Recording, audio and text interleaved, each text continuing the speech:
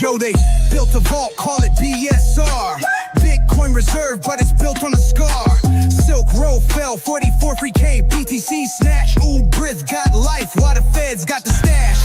Venus Act passed, Senate's on the move. Digital tyranny, they got something to prove. Yeah. Hail to the thief, they stole our dreams. Bitcoin reserve built on our screens. I was Zano, confidential layers the key. BTC, ETH, BC's private, now we free.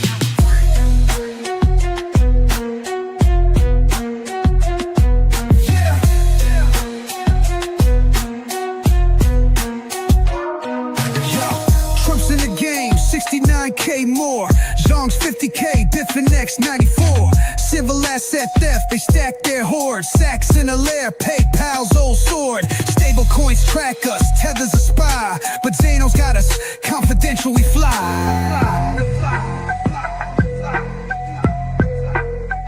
Yeah. Hail to the thief, they stole our dreams. Bitcoin reserve built on our screens.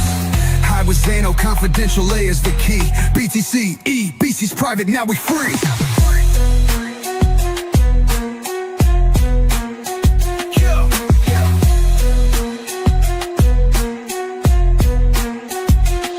They watch every move, dollars a snitch. Tether, USDC, they making me twitch. Civil theft, they seize what's mine. But Zano's my shield, confidential's divine. Hail to the thief, they stole our dreams. Bitcoin reserve built on our screens. I was Zano, confidential layers the key. BTC, E, BC's private, now we free.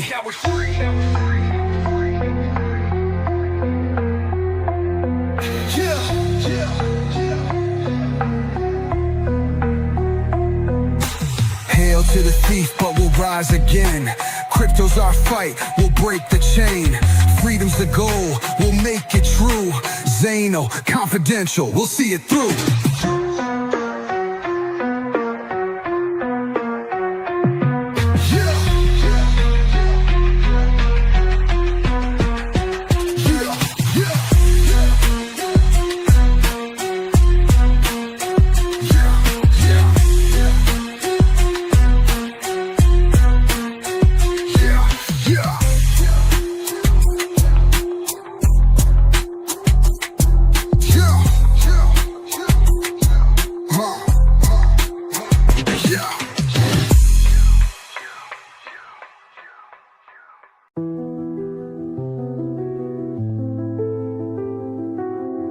They've been feeding us these lies since the day that we were born,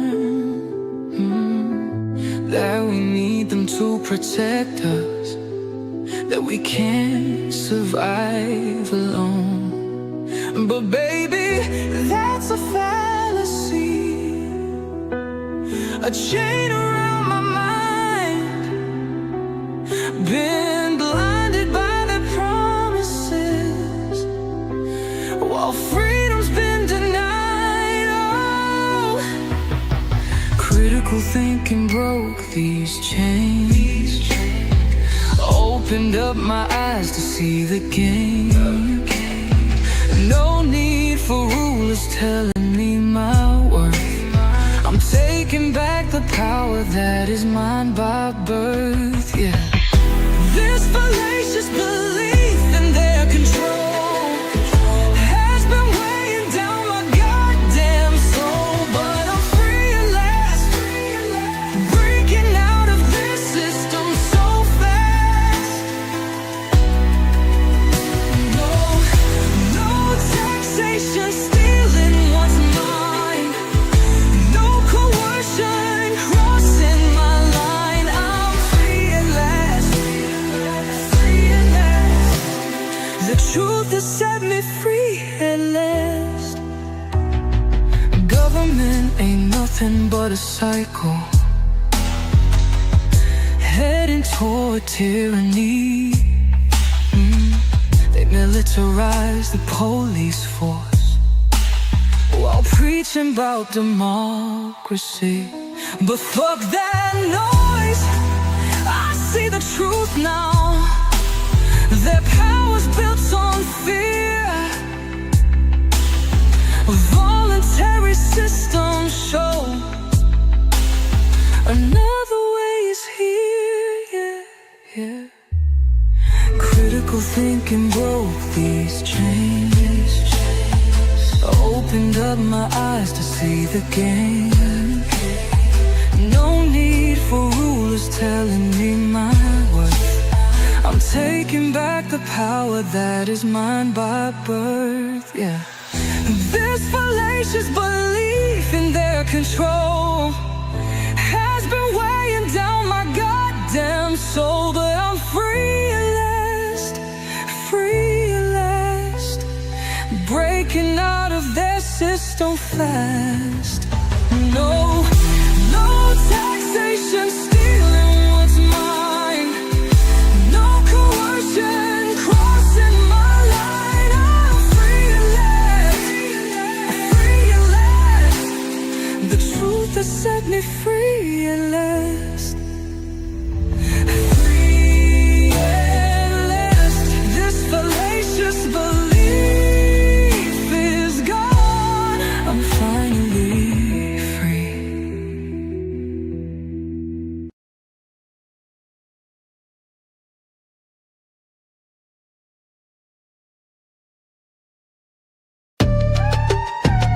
Roger Ver is a world-famous crypto pioneer. At this moment, he has been stuck in Spain for 169 days.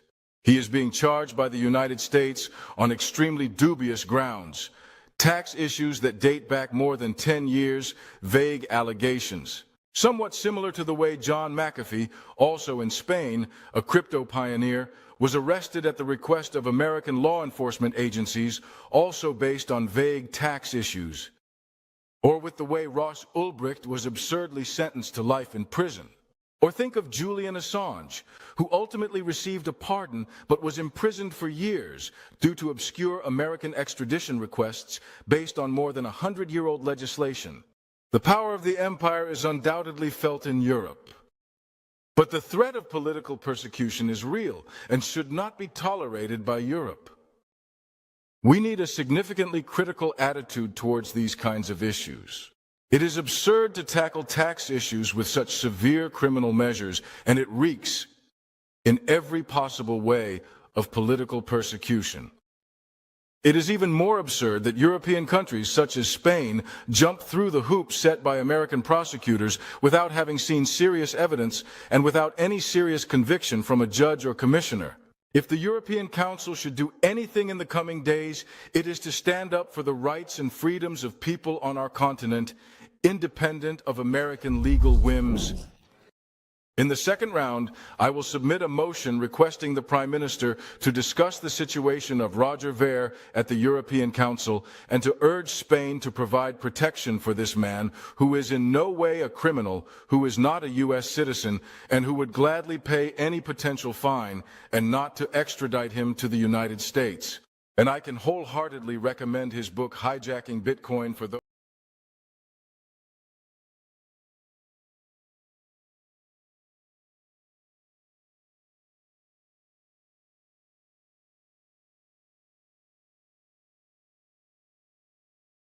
As a technocrat, let's dive in.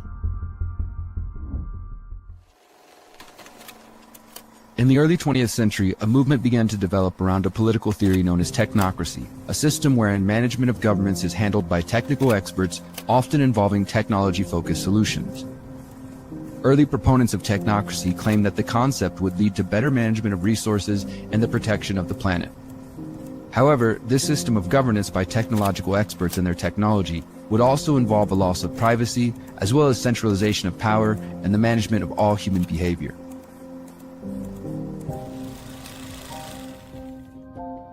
Although the term appears to have been largely forgotten, the technocratic philosophy and influence can be seen everywhere in our modern digital world.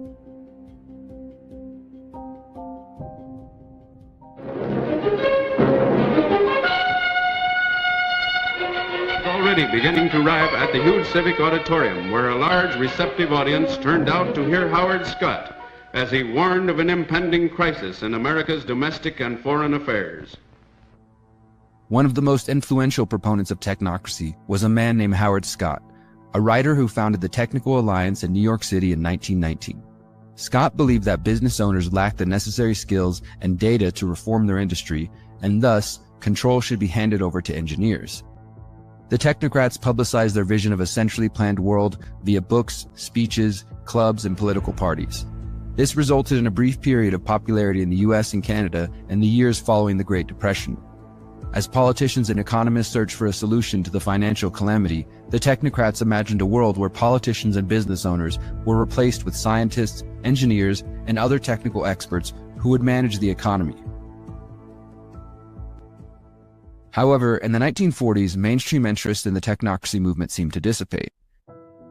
The ideas that underpinned the technocratic vision received a notable endorsement in 1970 when political scientist Zbigniew Brzezinski released his book, Between Two Ages, America's Role in the Technotronic Era. Brzezinski will be familiar to long-term researchers of the ruling elite. Until his death in 2018, Brzezinski was a diplomat who ran in the same circles as David Rockefeller and former Secretary of State and accused war criminal Henry Kissinger. Brzezinski served as advisor to several presidents, from Jimmy Carter to Barack Obama. He was also a member of the Atlantic Council, the National Endowment for Democracy, and the Council on Foreign Relations. Although Brzezinski's book Between Two Ages substituted the term technotronic for technocratic, the depiction of the future is the same, a world in which the scientific and technological elite centrally plan the lives of all humanity. Essentially, Brzezinski's vision is a technologically advanced, authoritarian-style collectivism wherein individual liberties are subordinated to the apparent needs of the collective. When we examine the world of 2025, we clearly see the signs of technocratic influence. For example, we can see this influence in the wealthiest companies and the most influential CEOs. These individuals are running companies that have amassed large amounts of financial wealth as well as unfathomable amounts of digital data on all of their customers. From Jeff Bezos at Amazon, Bill Gates of Microsoft, Mark Zuckerberg at Facebook, Elon Musk of Tesla and SpaceX, we can see the technocratic ideology. These men and their colleagues in various technological industries wield immense power through their companies, wealth, and cultural influence. These individuals have enough money, resources, and connections to shape elections, geoengineer the climate, and cause dips in the stock market, to name a few examples. They are the technocratic class of 2025.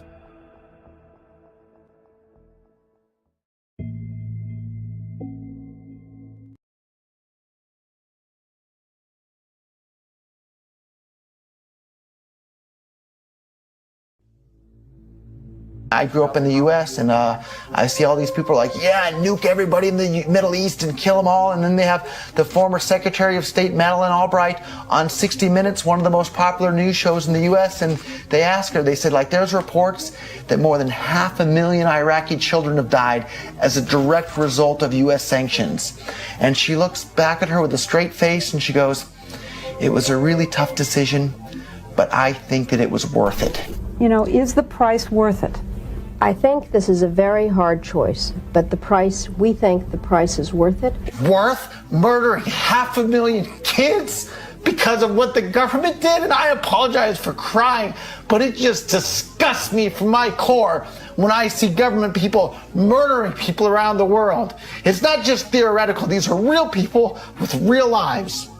And Bitcoin has the power to undermine everything they're doing to people around the world. And I'm sorry for shouting, but it just disgusts me what these people in government do. And they do it through central banking and through the control of the money supply, and Bitcoin takes that away from them. I gotta stand up because I'm just so excited about Bitcoin. I can't talk about it while sitting down. So, anybody here that's sick of the government inflating the money supply to pay to kill people all around the world? Stop using their money.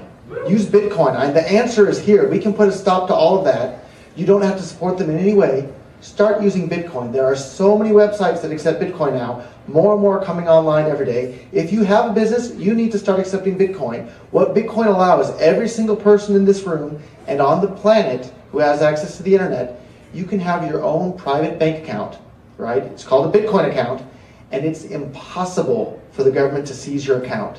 It's mathematically impossible for anyone to block you from sending or receiving money with anyone else anywhere in the world. And if you're careful about how you use it, it can be done anonymously as well. This totally strips government's control over the money supply away. There's nothing they can do about it. There's no way they can stop it.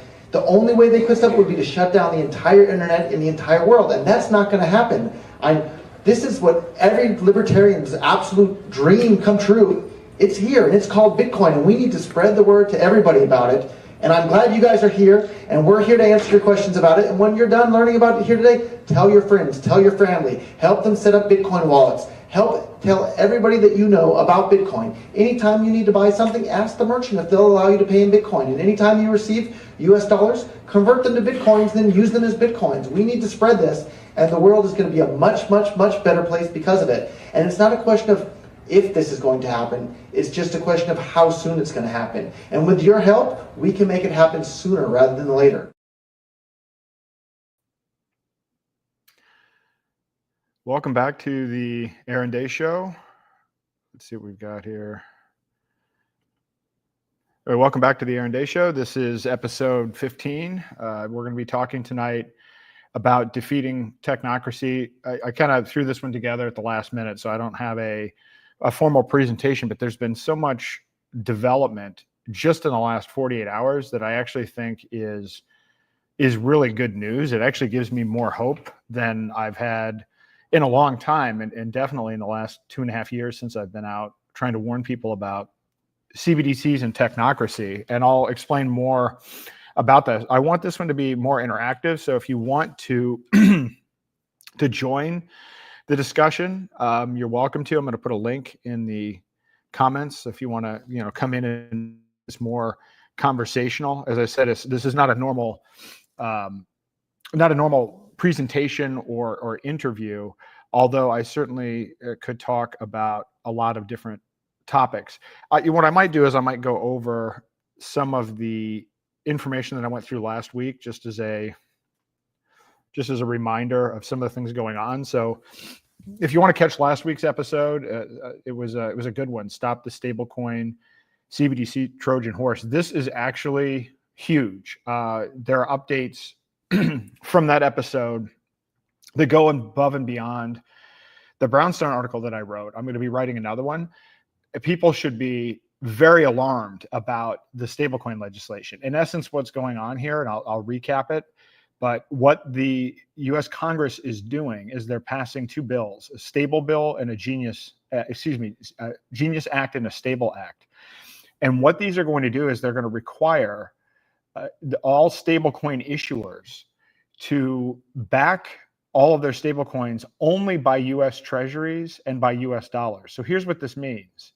The CEO of Tether was at the Bitcoin conference last week, and he talked about how Tether's backed by 100,000 Bitcoin and some massive amount of gold, and then some treasuries and so forth. Well, I mean, they've never passed an audit, so we don't actually know if any of that is true. But based on this legislation, they will have to be either acquired by a financial institution, or they'll actually have to divest their Bitcoin and gold and actually buy treasuries. The reason Congress is doing this, so you're seeing this whole big debate right now about this beautiful big bill. And that, by the way, which is phenomenal. I'm excited. The way we win is by the technocrats dividing and conquering amongst themselves. So the fact that Elon and Trump are fighting is fucking fantastic. I mean, this actually gives us a gigantic window that we've never had. But a couple of weeks ago, we had a treasury auction, and there wasn't enough interest. China has come out and said they want to ditch the dollar. Japan, other countries don't want to buy our debt anymore. They've seen our credit score go down. So the administration, David Sachs and others, Besant, the Treasury Secretary, have stated that one of the points of this stablecoin legislation is that it will cause or force all these stablecoin issuers to back United States treasuries. So this $30 trillion in debt that's going to be added over the next 10 years, they're going to use the hype of these stablecoins to fund it. So if you're using a stablecoin, if you're using USDC or you're using Tether, you're funding all of these wars all over the world.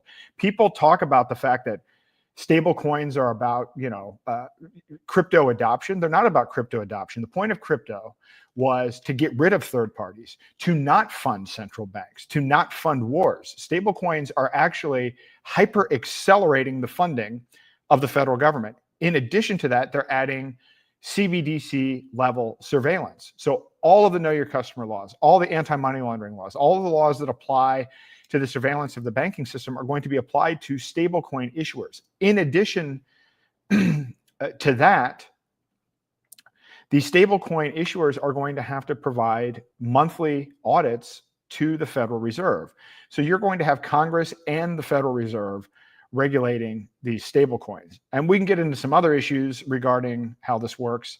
Like, for instance, the technology platform most used by Tether is Tron. Tron is Justin Sun's project. It's controlled by 26 people with ties to the Chinese government. So we're literally talking about a situation where we're going to be issuing the digital programmable, backdoor CBDC dollar, and it's going to be regulated by Congress. It's going to be regulated by the Federal Reserve, but there's also the potential for it to be manipulated, controlled, and censored by the Chinese government. And nobody's talking about this. Why? Because the largest holder of the Trump meme coin is the same Justin Sun who's behind Tron. Justin Sun has also invested over $10 million in the World Financial Group, or whatever the Trump family DeFi thing is.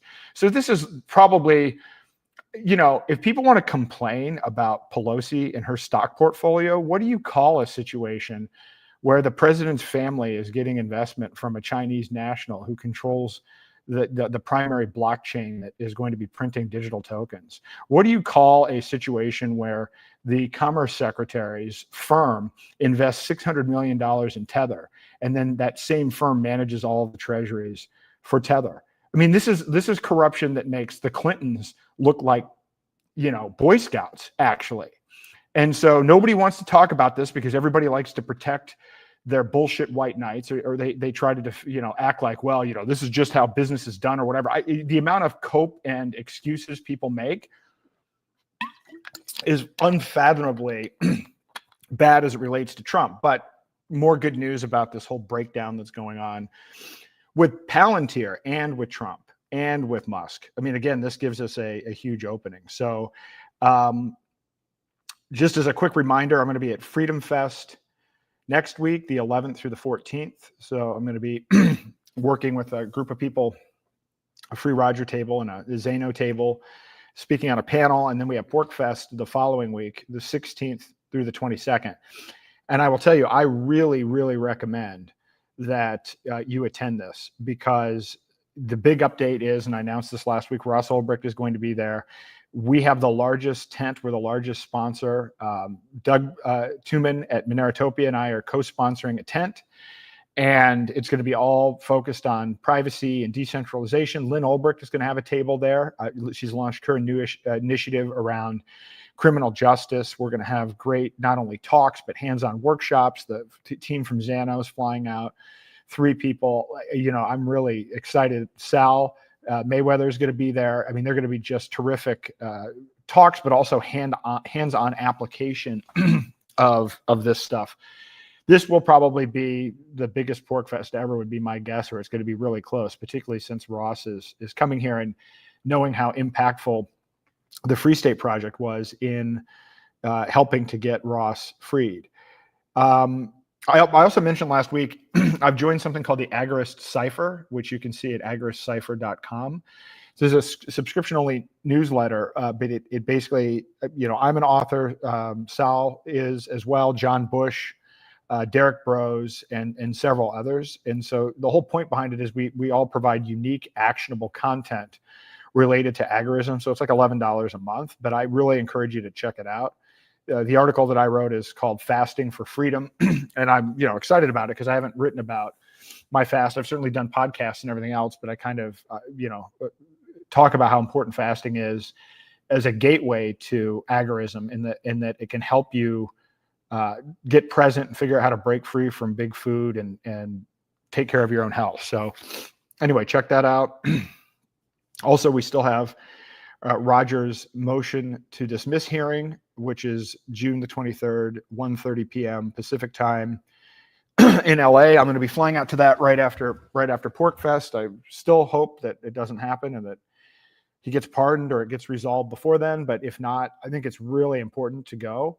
And just as a note, we hope Roger isn't there, because if Roger's there, it means that he was extradited and he's probably in prison. So we're going to be going there to show support, and hopefully he'll be still in Spain, you know, fighting extradition, but not locked in a prison in the United States. So that's the the outcome that we're looking for there.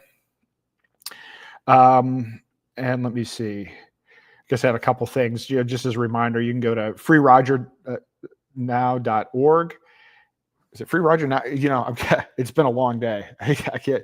freerogernow.org, and sign the open letter and share that with your friends. And I recommend DMing it and sending it personally, or if you have an email list, that's even better. Sharing these external links on social media sites gets almost no traction, because these social media sites want to keep everybody captive. So please try to reach out to people directly. We really want to build momentum so that no matter what happens in the short term, we're keeping up a level of support where it becomes, where it builds in momentum and where it basically can't be ignored. So again, hopefully he's free sooner rather than later, but we can help by increasing the odds by showing more support and getting more people interested. The same with Ian Freeman's case. You can go to freeiannow.org and sign the petition in support of Ian. You know, it's been like 3 months or more than that since his, actually, it's been almost 4 months since his appeal hearing. And we haven't heard back from the court, which is absurd. I think we were expecting, the expectation was within 2 months. So I have no idea what's going on with his case, but we want to keep up the pressure there as well. And I know Mark Edge has been going all over the world at conferences talking about this. Was at the Bitcoin conference last week. I saw him in Amsterdam. I think I'm going to see him again next week at Freedom Fest. So I know there's a lot of effort to try to raise awareness there. And then if you can help out Roman Storm as well.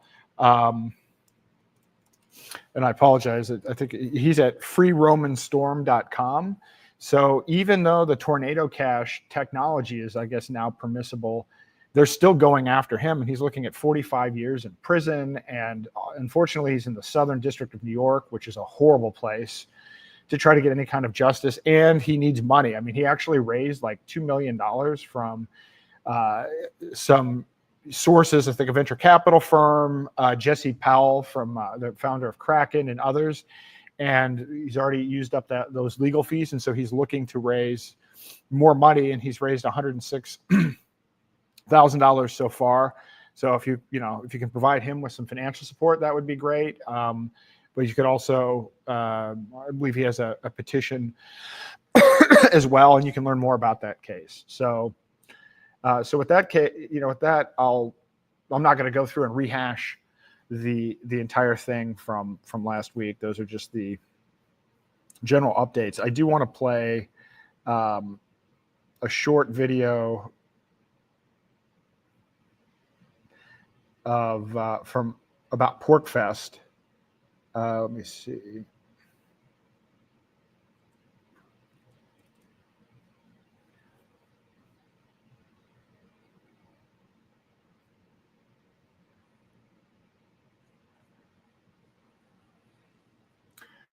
Bear with me one.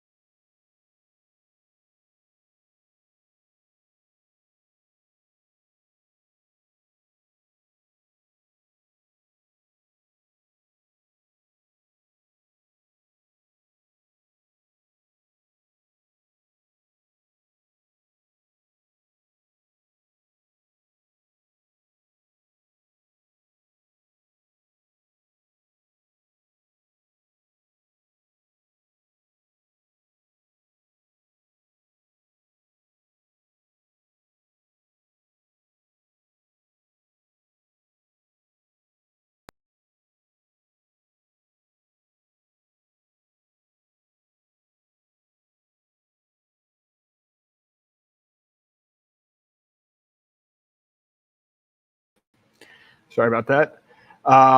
This Porkfest is going to be absolutely incredible. So I encourage you to check that out. I guess there might have been an issue with the audio at the end there, but this is going to be, probably the biggest Porkfest. And, not only are we the largest sponsor with Moneratopia, but there's the other largest sponsor, the other kind of diamond sponsor is also Privacy Crypto related with the folks from Pirate Chain and Anarchapulco. So this is truly going to be, I think it's kind of a rebirth of crypto at Porkfest. And so, Roger Ver and, Eric Voorhees and Charlie Shrem and others, even I met Vitalik at Porkfest, I think in 2014.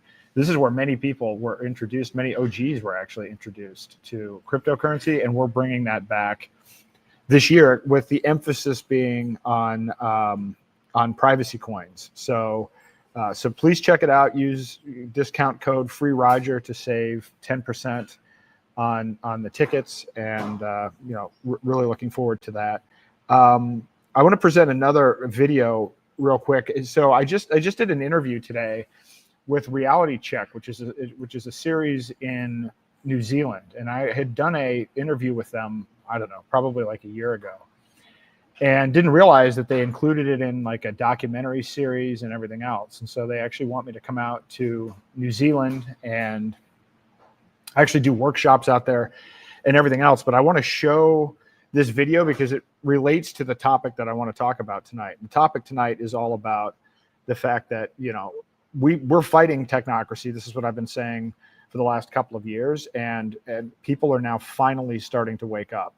I think the combination of people looking at this fact that we're giving information to Palantir to build a database on American citizens, which some may claim that this is about government efficiency. It has nothing to do with this. You can understand and research the history of Palantir. You can actually study a whole variety of different things that are influencing these people. This is all about technocracy. It's about actually changing the fundamental nature of government, not about making the existing government more efficient through the application of technology. And people are actually starting to wake up to that.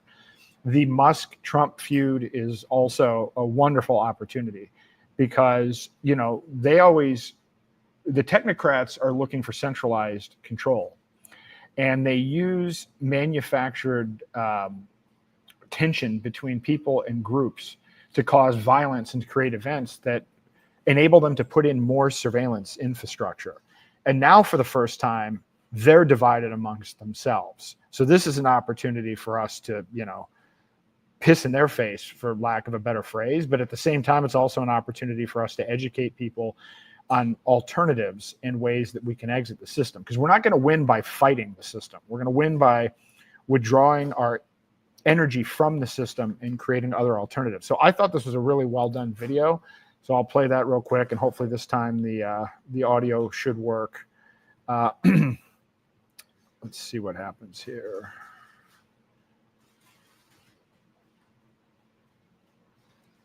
Okay, let's see. Here we go.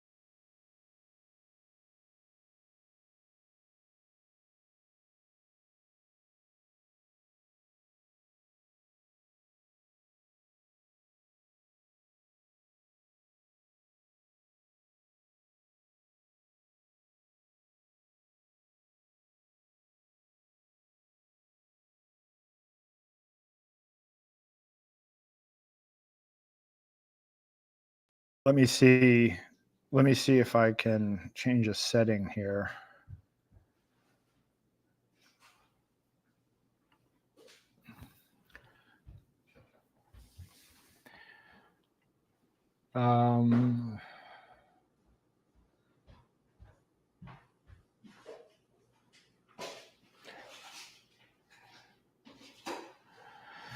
Well, all right. This sucks. I need to get a bigger computer. My hard drive, I couldn't even convert the file to an MP4, so I'm not apparently able to share the audio on the MOV file. So that's too bad. Well, anyway, it's a good video. Introduction's got a quote from me at the beginning. It goes through a lot of other people talking about different aspects of CBDCs, Catherine Austin Fitts, and so forth. And I guess it really played well in New Zealand. I guess this series was incredibly popular. And if you haven't followed much about New Zealand, they are really on the cutting edge of this digital tyranny. They're on the cusp of requiring essentially a digital ID. And they want to make it so that if you're under 16, you can't access the internet. And they're really kind of pushing the envelope on all of this stuff. And so the guy that put together this reality check series is a documentary filmmaker who did a phenomenal documentary on the pushback in New Zealand against the vaccines and mandates and everything else. And so I was really excited to see that people in different countries all over the world are actually starting to wake up on this, because technocracy is not a country-specific thing. The actual movement towards technocracy is a global phenomenon. It fits in with the WEF and UN Agenda 2030. The purpose of this is, technocracy is a system with top-down system with scientists and engineers making decisions for people, for everybody.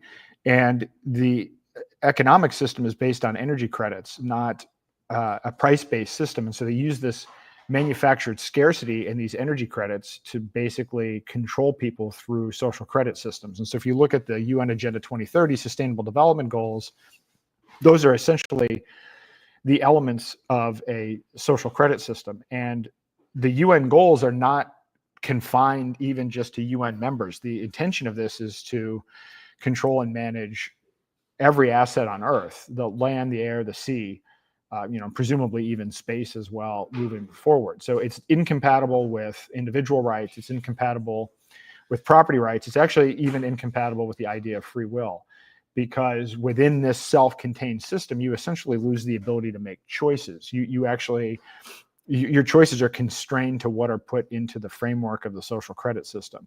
So I'm excited about the fact that people are now talking about technocracy. And I've had people reaching out to me I've got interviews lined up as far as I can imagine. And I've got these 2 big conferences coming up. And so this is exciting to me, because it's taken a long time for people to clue in on this. There have been people that have been kind of confusing technology with technocracy. I mean, technology is not a bad thing, but technology has a freedom element to it and a tyranny element to it. And definitely the Palantir technocracy side of this is a tyrannical form of it. There are freedom aspects to it, which is what I also promote and try to introduce people to, privacy coins and things like Zano and so forth. And so we can actually be successful at combating technocracy using these privacy decentralized technologies, but we actually don't have a lot of time. So the Stable and Genius Acts will pass by August, September. I don't think there's anything that we can do to stop it, but what that means is that $27 trillion a year plus in transaction volume is now going to be controlled by Congress and the Federal Reserve. And so you're going to have digital trackable money, and that is huge adoption. That's huge.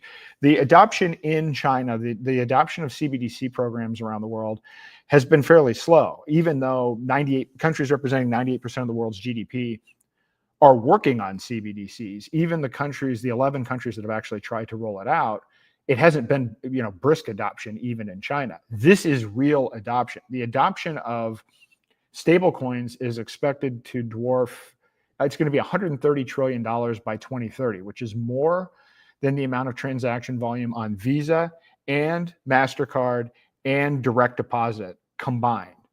So here's what's happened with this. What the politicians are doing is they're saying, and by the way, the people that are the sponsors of this bill, like this Haggerty guy from Tennessee, it's clear if you listen to him, he doesn't know anything about cryptocurrency. I bet he's never even used cryptocurrency. I think basically he was kind of paid off by, he's a first-term senator, and I think the Club for Growth was a big advocate and sponsor of him, not only his campaign, but advocacy on this position. And the largest donor to Club for Growth is a guy named Jeff Yass, and Jeff Yass is one of the largest single individual shareholders in Coinbase, which actually helped develop USDC in conjunction with Circle. I mean, it's all inside BS and cronyism. You can track it with every single one of the people that are kind of heading the charge on this legislation. But when you see the tweets that these guys put out, it's almost like it's copy pasta. It's like when you see a politician who writes, well, I was just diagnosed with COVID, but thankfully I took a shot and a booster, so the symptoms are minimal, right? And well, this is kind of when you read the tweets that are coming from the people that are pushing this bill, it's the same thing. They probably haven't read the bill. They don't know what's in it. But what they're pushing as their talking points are, this is going to enable the dollar to remain the global reserve currency. This is going to enable the United States to sell trillions of dollars worth of treasuries, which is basically going to fund this big bullshit bill, which is going to add $30 trillion in debt over the next 10 years. And they all stress the safety and security angle with respect to terrorism and money laundering, which, these things are false, right? So why would we want to fund the additional debt? I mean, if you're participating in crypto and you somehow have confused the idea and you think that a stable coin is about freedom, just understand you're by using these things, you're actually funding the $1 trillion defense budget, and you're funding all of these things that the United States is doing all over the world that you probably don't agree with. But the stablecoin issuers are going to be required to buy treasuries and dollars. They're not going to be able to use any other collateral. So you are supporting government, and you're supporting central bank tyranny and authoritarian central government and Congress. And on top of that, there's the surveillance aspect to it. It all has to comply with KYC. We already know, by the way, I'm sure if you followed this, that USDC and Tether are already freezable and censorable, and they're already working very closely with law enforcement on a routine basis. And so it's not even like there's a huge upgrade above and beyond how things already are. It's not like there's, that not that much is going to change. It's already programmable money.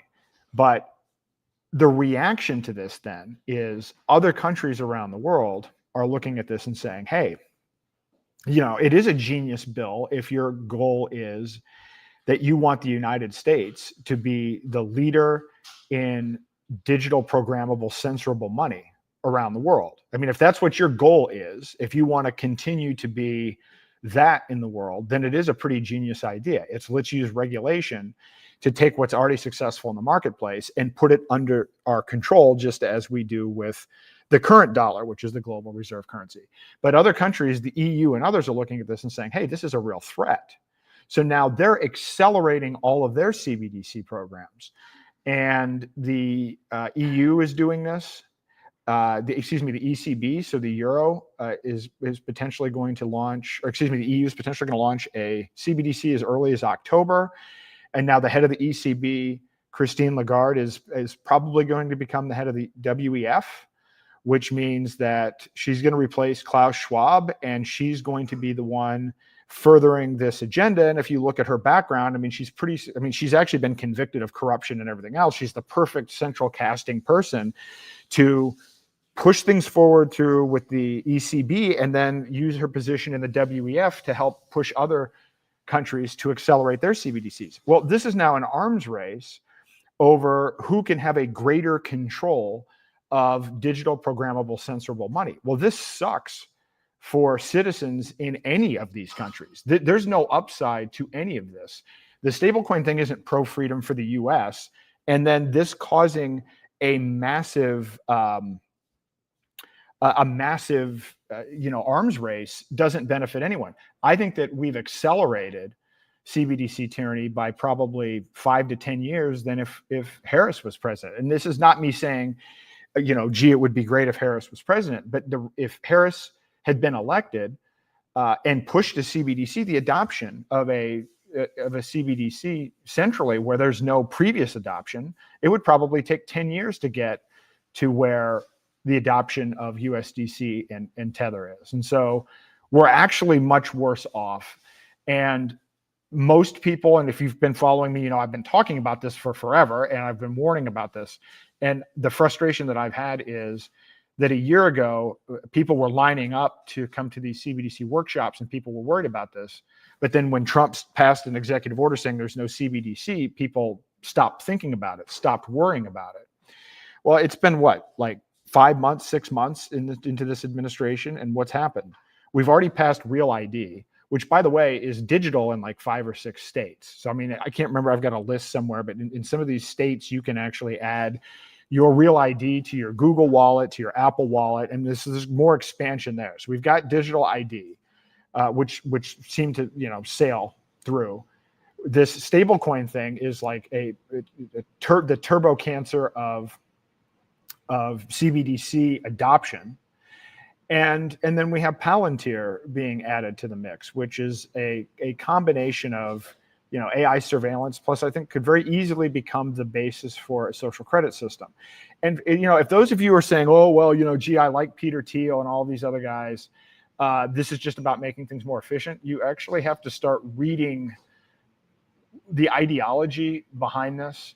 There's a guy that's become popular in libertarian circles and alt-right circles named Curtis Yarvin, and I will tell you, he's essentially the Yuval Harari of the right.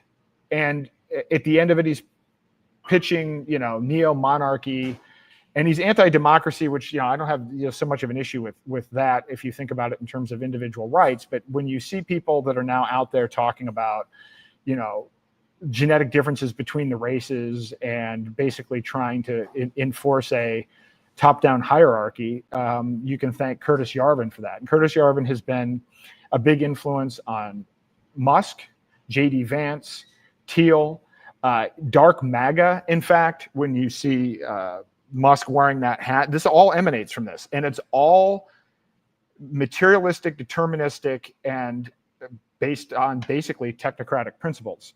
And so it's just a different way of getting there than Yuval Harari, but it's the same endpoint. There's no difference between the two. It's the red and white flavors of, or excuse me, red and blue flavors of technocracy, which it's still technocracy.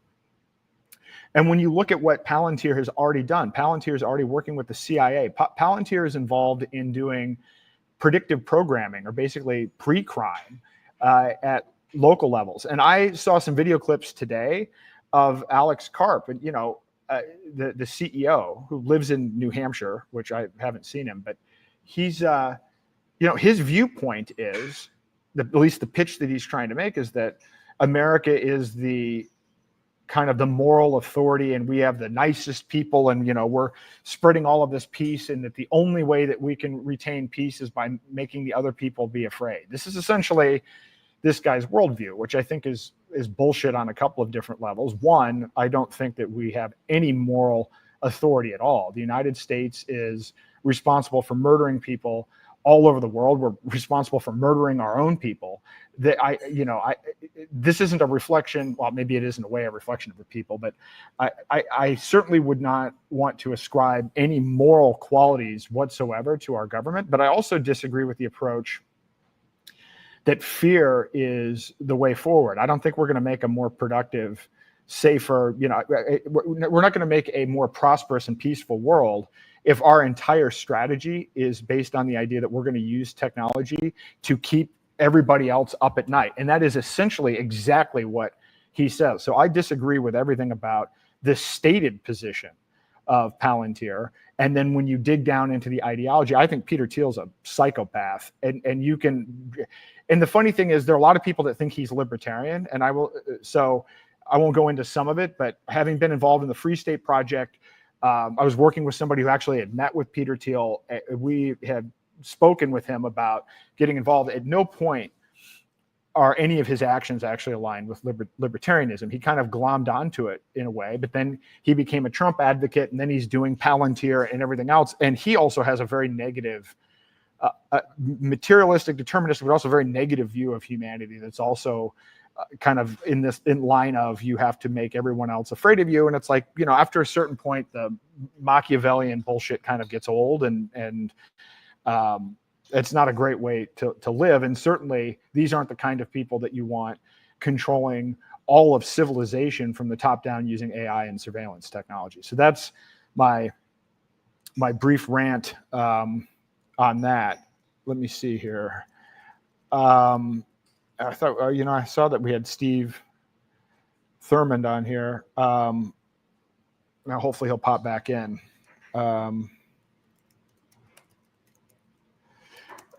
If you want to join, you're welcome to.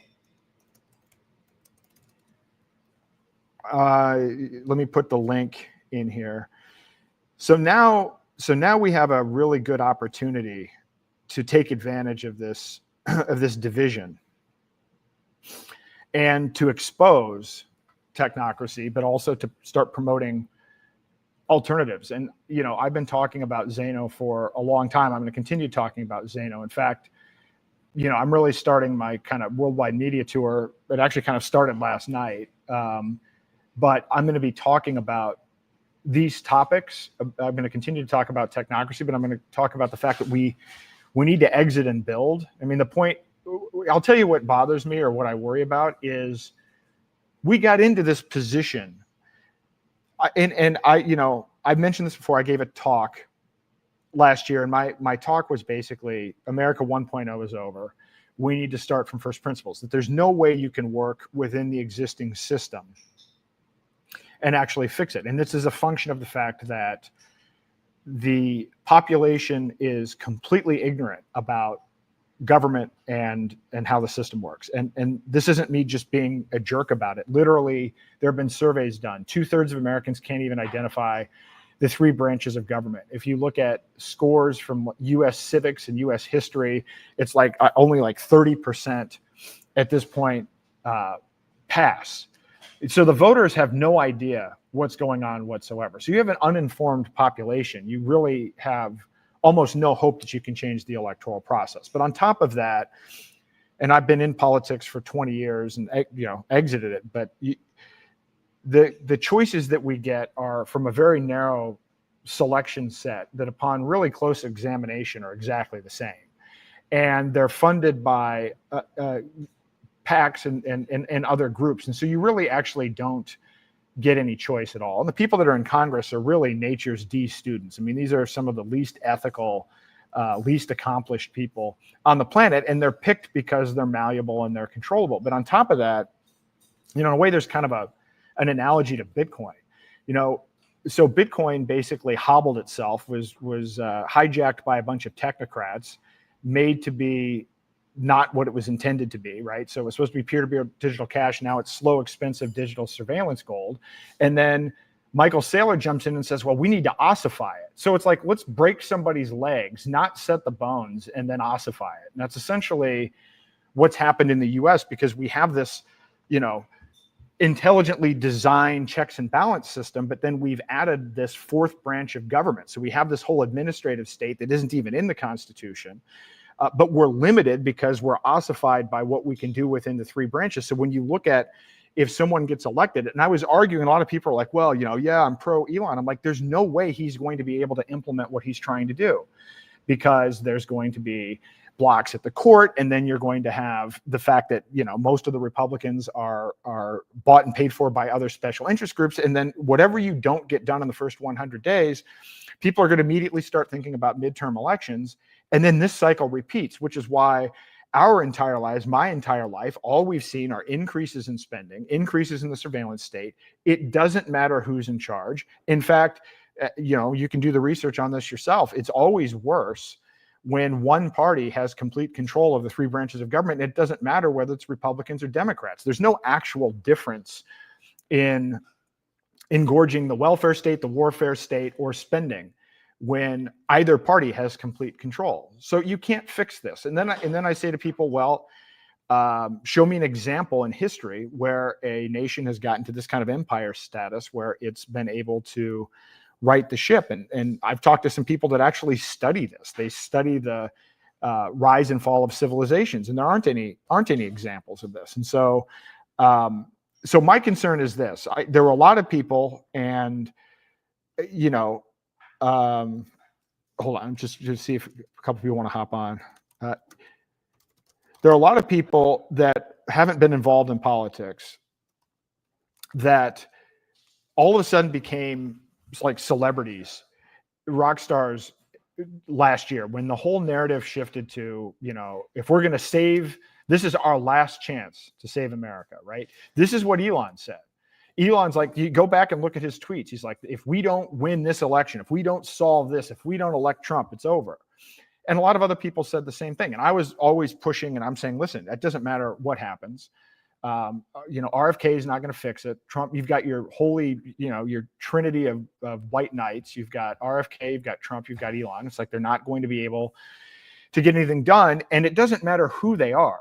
Nobody could get anything done. And I think the point is centralization at this level simply doesn't work. And so while I'm excited to see Elon and Trump fighting, what I'm urging people to do is don't get caught up again in picking now. So you were wrong about the idea that the three white knights were going to fix things. That clearly hasn't happened. And just to put a frame on this, we are still giving elderly people and children and anybody with one or more risk factors, which is pretty much everybody, we're not only allowing them to take the bioweapon, as taxpayers, we're actually paying for it. And nobody likes to talk about this fact, but almost half, at some points over half of healthcare spending comes from Medicare, Medicaid, and VA benefits. So it isn't just about whether or not these vaccines are on a schedule. They're on a schedule, and we're all paying for it.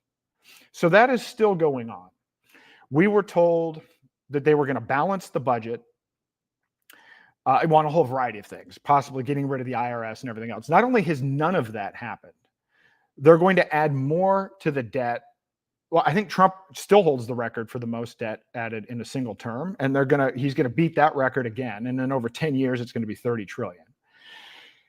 Not only Trump said, and I shared the meme on this, in his first term, he said, in 8 years, we're going to eliminate the debt. Well, so it's looking like we're probably going to have, I don't know, $45-50 trillion worth of debt by the time he's done. I mean, we're not even talking about, oh, gee, he was close. We're not even in the same galaxy on what his main points were. We're going to use tariffs, and then we're going to be able to abolish the IRS. Okay, that's not happening. We certainly still have the IRS, and we still have tariffs and everything else. None of it's happened, right? Doge is going to cut $2 trillion. That didn't happen. So here's my point. For those of you, and it's probably not a lot of you, that bought into this white knight strategy, it failed. So if this was the last chance to save civilization, and these were the last three guys, please, at this point, acknowledge this is not, we're not going to be able to fix this system. And it doesn't mean that things are negative or that you're blackpilled. It means that you need to stop putting your energy into something that can't be fixed. You need to stop rearranging the deck chairs on the Titanic. And there are other games in town besides arranging the deck chairs on the Titanic. In fact, there's an infinite world out there of different organizational structures and technologies and things that can be implemented, but you've got to first remove your energy from the broken system. Now, and I'm seeing people, and they're already like polls, or which side are you on? Are you on the side of Elon? Or are you on the side of Trump? And I'm going to tell you right now, Elon is the final boss.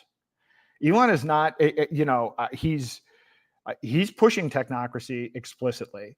But if you actually dig into what he's doing, he's explicitly a proponent of technocracy. And look, I like some of the stuff that he's done. I bought the first Tesla Model S in New Hampshire. I actually just bought a Starlink. I'm not saying that the guy is like fundamentally an evil person. We all have free will, and he could actually change himself, but he's still focused on pushing this technocratic agenda, and he's focused on Mars, and he'll utilize whatever systems that he can to further that end. And so you have to keep that in mind. Again, I may give him money privately for something, but it's a completely different situation if he's trying to use the force of the state to do it. And so I think that it's really, really dangerous that people are still believing that it's now it's like, okay, well, this was our last chance to save civilization, but now we forked it. And so now we got to either pick this guy or this guy. Take back your authority. Take back your free will. Don't ask for permission or forgiveness from anyone. Start taking control of your own thoughts. Start using money that's not state-based money. Exit the healthcare system. Get your kids out of government schools. These things can be done. The only thing you have to do is start by saying, literally say out loud, I'm taking control of my own life. I don't recognize the authority of any of these people. And then, if you want to play around with the enjoyment factor of watching the psychopathic technocrats fight each other and fuel flame to that, like they do to us all of the time, then, that's good. That keeps them, a little bit wound up. But let's still focus more of our efforts on what we can do individually. So in any event, that's my rant there. But what I'm going to be doing is starting this media tour. And last year, I ended up all over the place. I ended up on Alex Jones. I ended up on Dr. Drew. I ended up on, with Health Ranger and everything else. And got a ton of traffic. And I haven't been doing as many media interviews lately because I've been busy building things and working on things, and very excited about the fact that, I really do think the Zano ecosystem and people around it are the best shot that we've got, because privacy is the answer to surveillance. You can see FUSD on the slider there. I actually think FUSD, by the way, is the killer app for Zano, and it is the killer app for fighting this technocracy.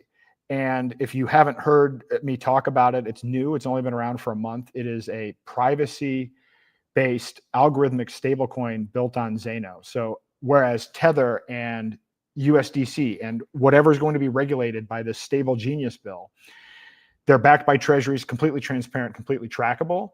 This is completely private. Nobody can freeze it. Nobody can stop it. And it's backed not by treasuries, not by the dollar, but it's backed by over-collateralized Zano. And so you're not funding these wars and everything. And so in just 4 weeks, I think it's now up to like 20 different exchanges that it's on. It's integrated in the Zano wallet, of course, but also Cake Wallet and the Bitcoin.com wallet, which I think there have been like 50 million downloads of since inception. And it's also been added to Edge Wallet. And so we know people like to use stablecoins, as reflected in the fact that there's $27 trillion worth of transactions. Look, I personally would prefer that people stop using even something that's pegged to the price of fiat, but that's not going to change in the near term. But if we can get people to start moving over into a privacy stablecoin, this is going to have huge implications for our ability to fight against these acts. And it's not just the US that is putting in place this type of legislation. The EU, in addition to pushing aggressively on their CBDC, they are also putting in laws to ban privacy coins by 2027. And of course, you might be saying, oh, well, why are you then promoting privacy coins? Because the whole point of privacy coins is you actually don't care. I'm not advising you to, not follow the law, but the point is you don't have to follow the law because you can't actually track this stuff. And at some point you have to make a decision of whether you're going to comply with tyranny or not. And the point of these technologies is that they can't stop them.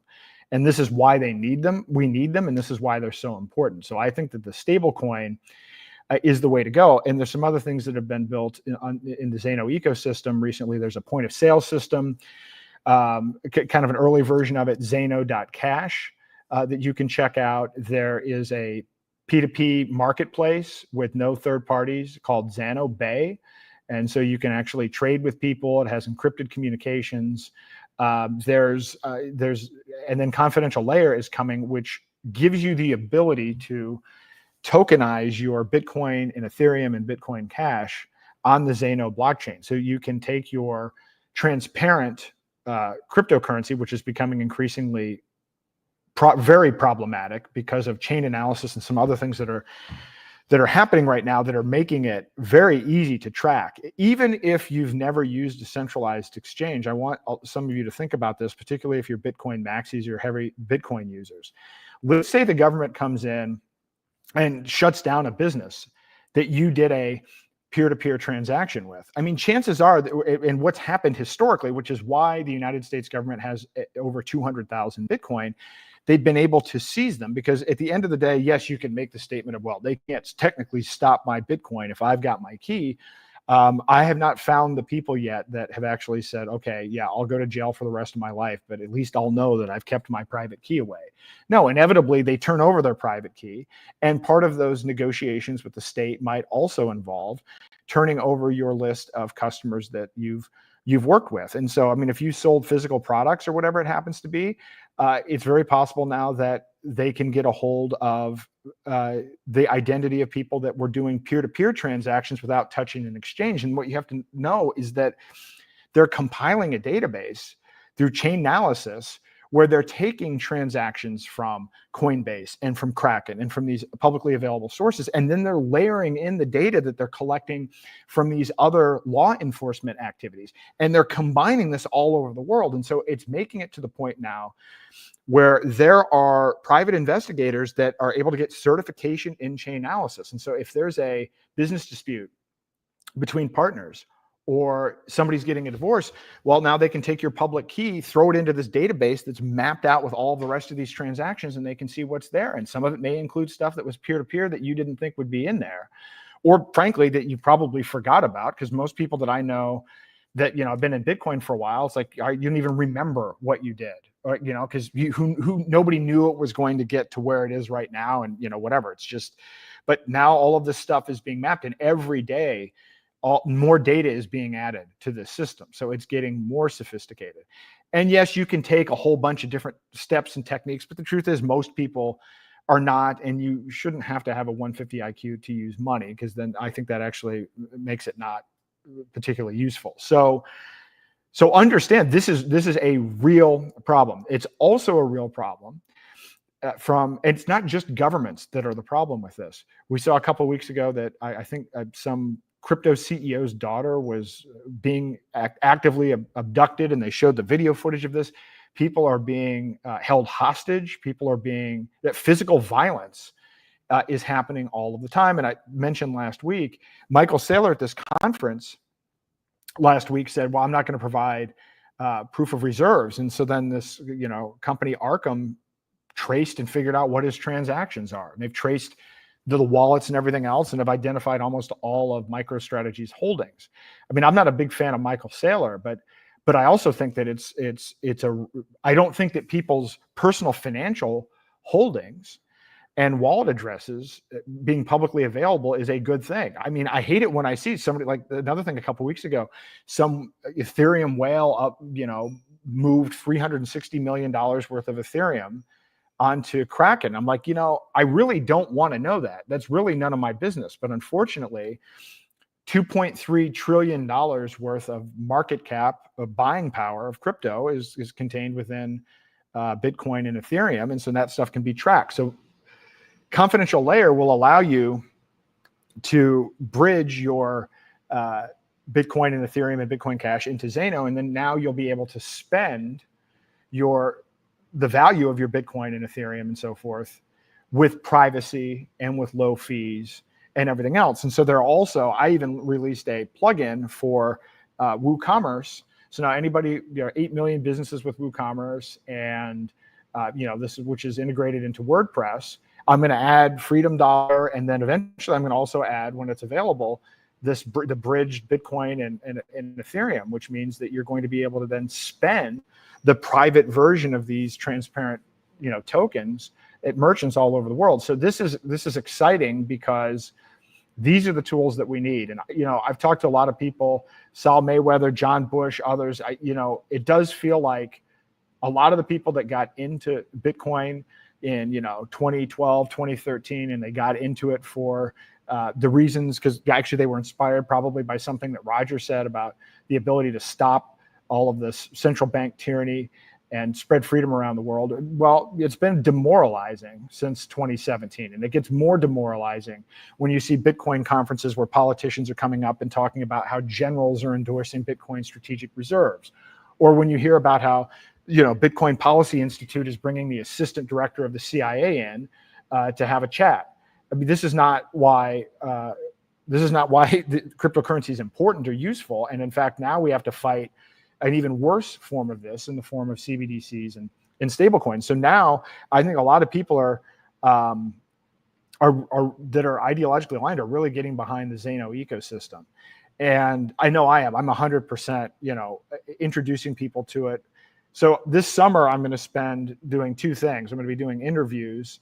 I'm going to try to interview with as many people as I can to educate about this, specifically this stablecoin issue, because again, it's worse. It's worse than if Harris said we're going to have a CBDC. This is actually worse. And so I'm going to walk through why that's the case.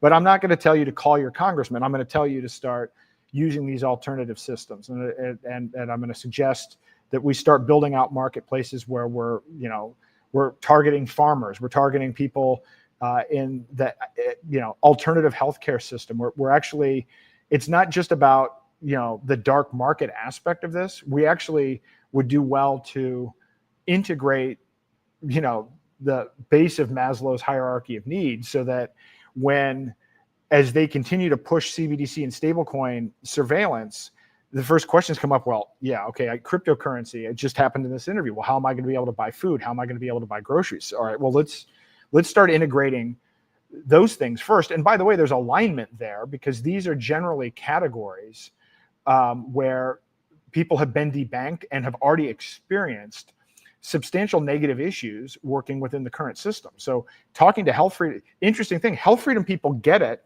And this is what a lot of people miss, because I go to a lot of crypto conferences, but I go to all of these other conferences as well. And so it's a weird, mix of grab bag, I'm looking for the word here, of different groups. The people that are already in crypto are divided up into 20,000 coins, and some of it they treat like religions. So I'm not saying you can't ever get any of these people to move, but it's a lot harder to get somebody that's married to their bag or married to whatever the blockchain is to move over.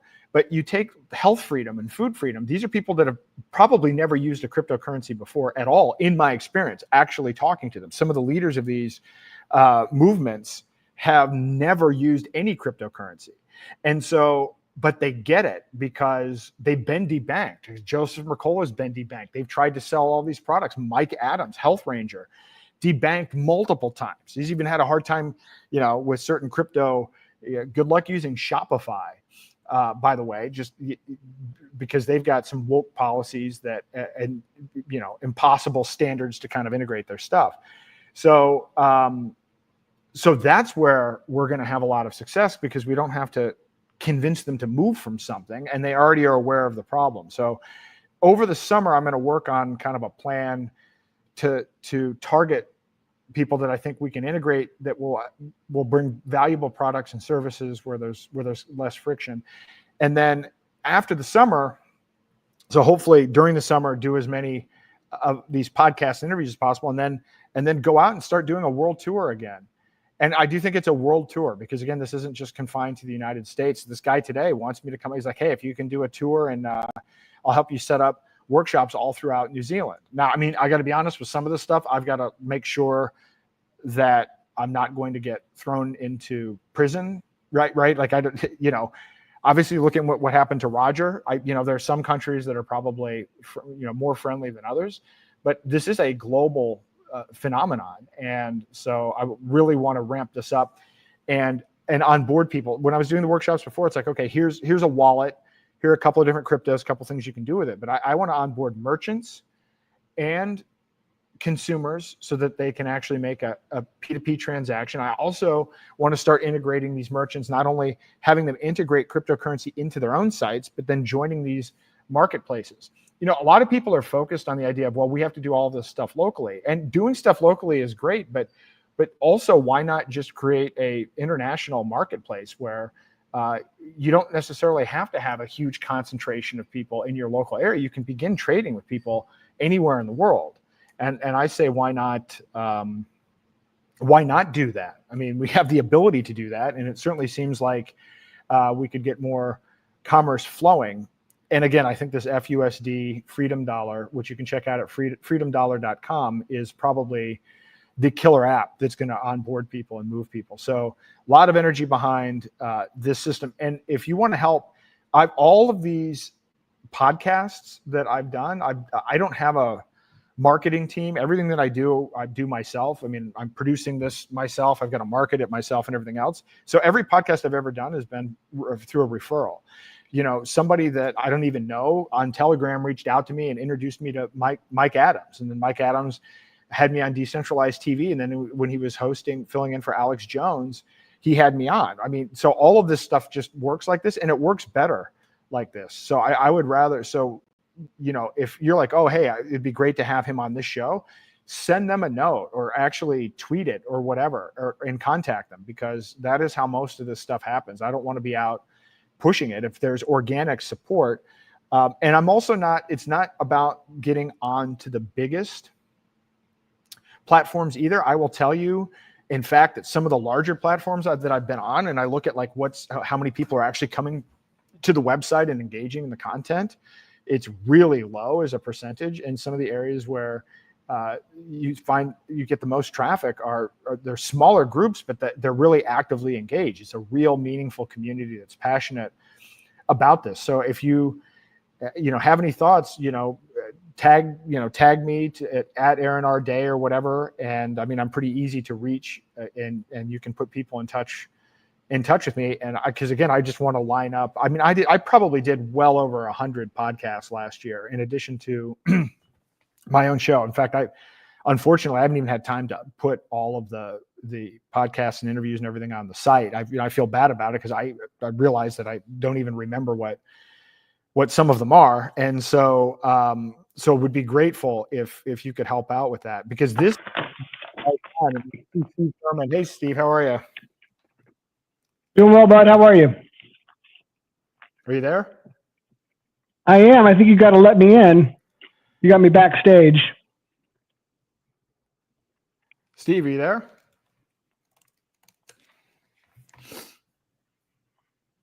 Well, we can't hear you if you are there. So you don't seem to be muted. So if just so that you know, I can see you. I can see that you're there. It doesn't seem to be muted, but can you hear me? Can't hear you. How about now? Oh, somebody can hear you. All right. Well, that's interesting.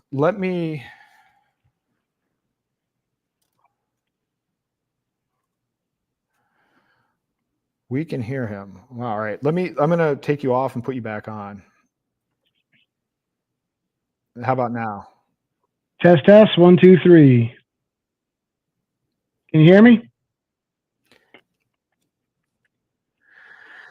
This is probably related to the issue with the video as well. So I heard you typing when you first came on, and then it went silent. So let me see if we can troubleshoot this.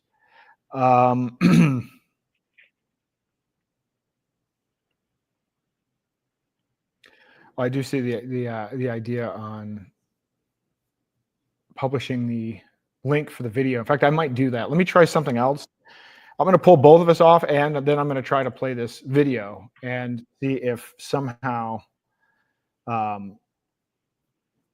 it might be related to this QuickTime player. So I'm going to close the QuickTime player, and then let me try something else. We go into. I'll be here. Let me go into YouTube, and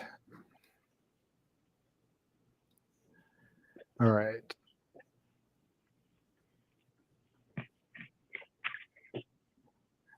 Bear with me 1 second. We've got this. All right.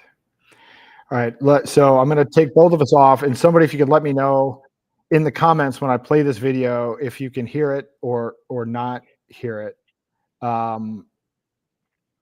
This is very odd. I usually have this problem with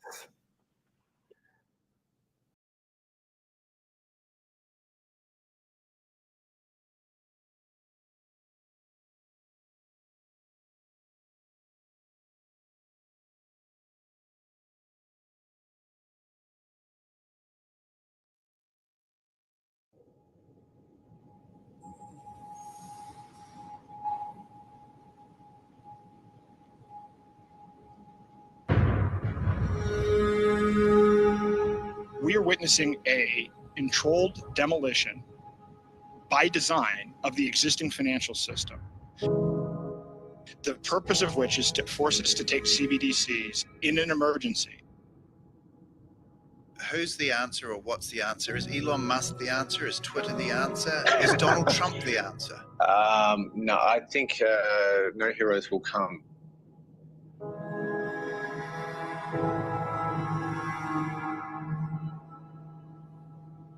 It's not about the US versus China. It's about what underpins a world order is always the financial system.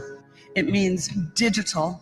It means having a almost perfect record of every single transaction that happens in the economy.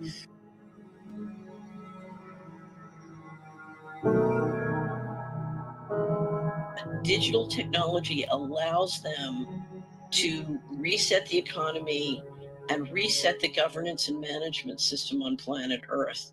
And if you go to the root of what it is and what it's intended to be, it's intended to be a total control system, which I would describe as slavery. A key difference with the CBDC is that central bank will have absolute control. By programming CBDC, those money can be precisely targeted for what kind of people can own and what kind of use this money can be utilized. For example, for food.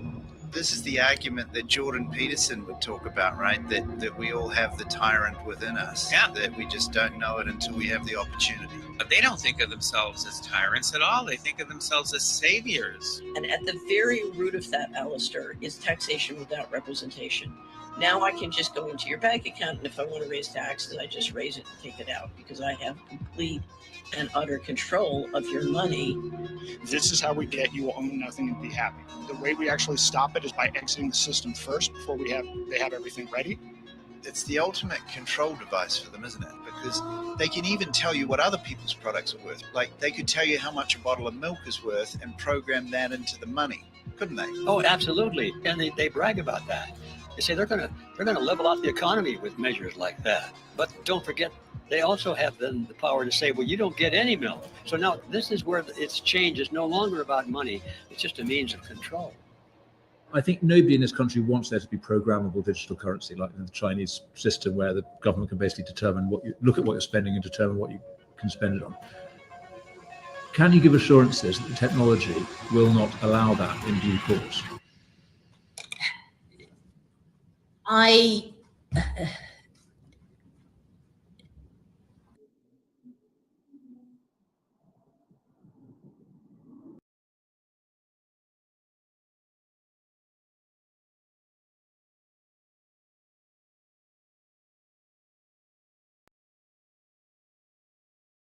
First, let's see if we can get audio from Steve.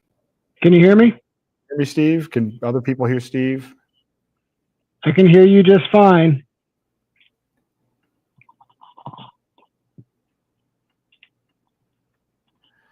All right, let's try something here. Audio. That ought to do it. Test 1 2 3. Got it. All right. Somehow it switched my speaker settings, so we finally have liftoff here. How are you? I'm doing well, bud. How are you? Doing great. Doing great. Good stuff. Good things happening. Yeah. It's been it seems like the last few months has really been a whirlwind in many aspects, but definitely in the cryptocurrency space for sure. Yeah, and I do think that this technocracy, this infighting is big. I'm excited that my feed is blowing up with people being critical of Palantir and finally starting to question this stuff. I think that this is I'm more excited, like literally today, than I have been in the last few years, because on the one hand we have some solutions that work, and we can start to rally people around alternatives, and then the technocrats are infighting. So that's a great set of circumstances. that we didn't otherwise have. I would concur. My first knee-jerk reaction, I guess, showing how jaded I am, is that this feud with Trump and Elon is just another stage psyop. What are your thoughts there? I think it might be a psyop. Again, I keep on saying Elon's actually the final boss, and I know a lot of people are still, all excited about him and everything. But at the same time, I don't know. So my opinion on this is actually that, and I could be wrong, but people complained about Trump the first time because he surrounded himself with swamp creatures and then he took their advice. So for whatever reason, this guy, he never takes responsibility for his actions and he always gets away with it, but he blames his advisors. Well, this time he took a different approach. He said, well, I'm not going to hire swamp creatures. I'm going to hire these billionaires from Silicon Valley and these technocrats. And he did. And now he's listening to them. And so the problem with that is they're worse than the swamp creatures. And so now we're in this. So I don't think Trump is like masterminding technocracy. I think Trump is a vessel where between his ego and his desire to maximize his self-interest while in office, he's very easily controllable by third parties. And by the way, if what Musk says is true about him being on this Epstein list, then he's completely blackmailable and exposed, right? Yeah, So, yeah, I agree. I guess my first reaction there is if there was dirt in that regard, why wouldn't the Biden administration have outed him long ago? But again, that's maybe that comes back full circle to my view that it's just two heads of the same snake. well, I think in this case it's mutually assured destruction. I actually think politicians are picked who becomes considered to be a viable candidate. They're picked based on their ability to be controlled. I've spent a lot of time in politics with like organizations that recruited candidates and then PACs that supported candidates and everything else. And at the end of the day, as you're working your way through the respective parties, you have to basically kiss the ring and get blessed by certain organizations, like DC-based organizations, like the Republican Governors Association or the Republican Senatorial Committee or whatever, to even be considered to be viable enough to get the mainstream support and on-the-ground support from the party. So it's a real narrow set of people that are even picked. And I truly believe, after being in this for a while, that they really do pick the most morally compromised people that can be easily bought.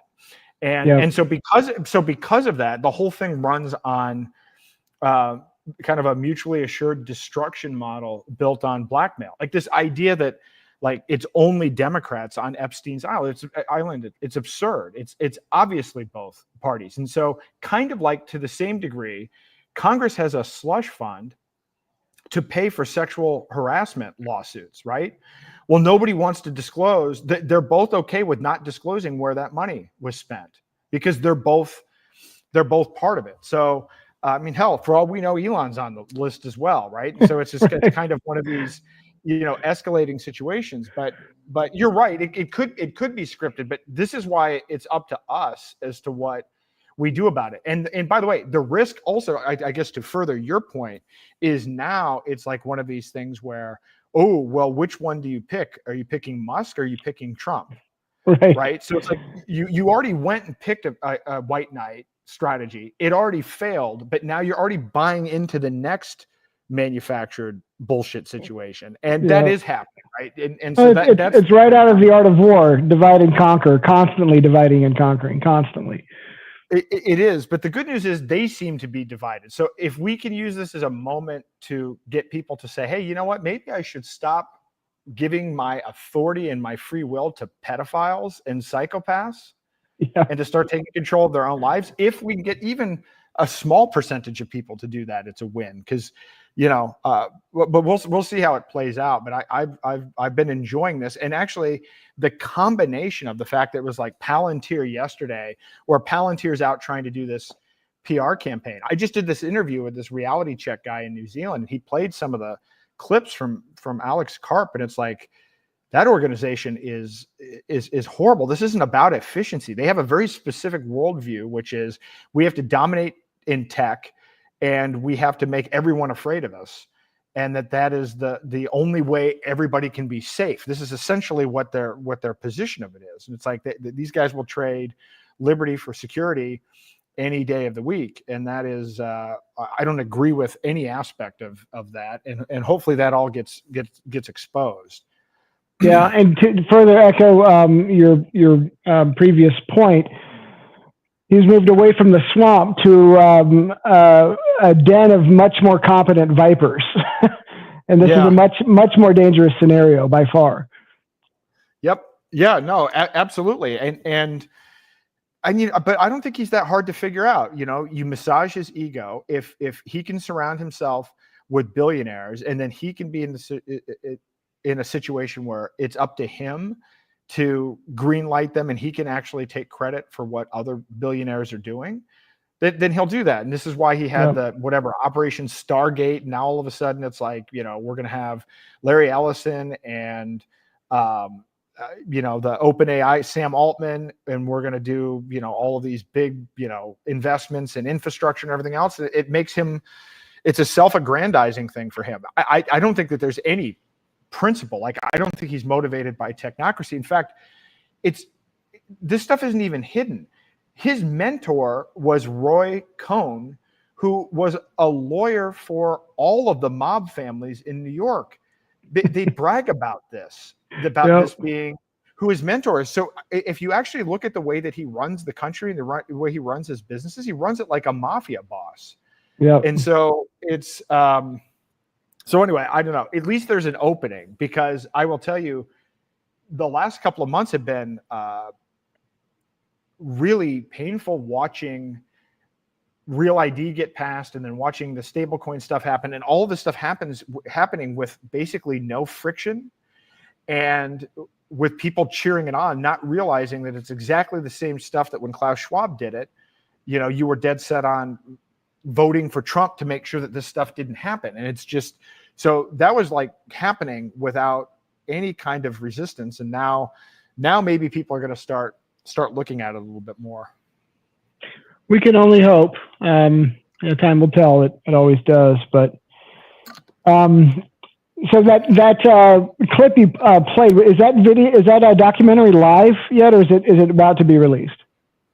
I don't know. So I don't know if there's a full documentary of it, or if that's actually just the introduction to what was an audio series, because it's Reality Check Radio, even though we did video. So I'm not sure. And that was actually 8 months ago. So I'm surprised I didn't hear about it 8 months ago. I actually just did a follow-up interview with the guy, and he's like, "Oh yeah, did you know we used you heavily in this thing?" And I'm like, "No, I didn't even know that that it came out." I thought it was actually a really good clip. And you know, once the audio finally kicked in, but this guy's pretty hardcore. I mean, he's a documentary filmmaker who did a really excellent documentary about COVID tyranny in New Zealand, which I guess was very, very popular there. And so I guess this whole radio series has taken off, and he's got a huge following. So I was glad to see that. It's nice to see people all over the world are starting to push back on some of this. Yeah, I definitely want to check it out. I didn't even know it existed until you played the clip. Yeah, I had about 40 minutes advanced knowledge. That's awesome. That's awesome. And it's good to see Catherine Austin Fitts in there.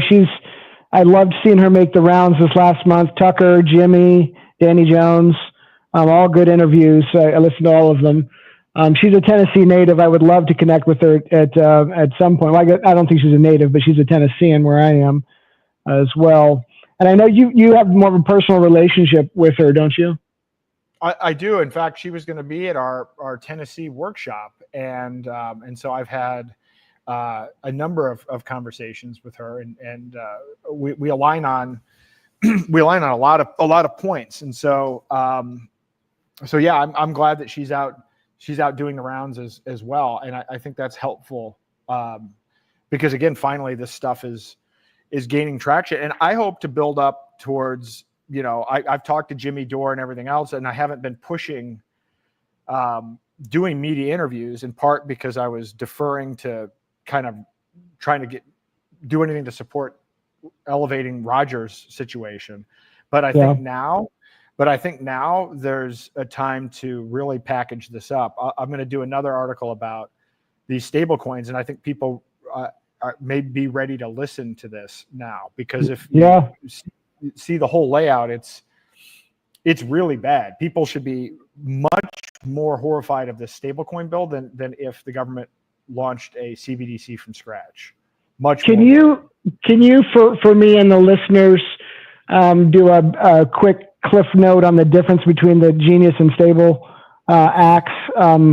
Just kind of differentiate them, if you would.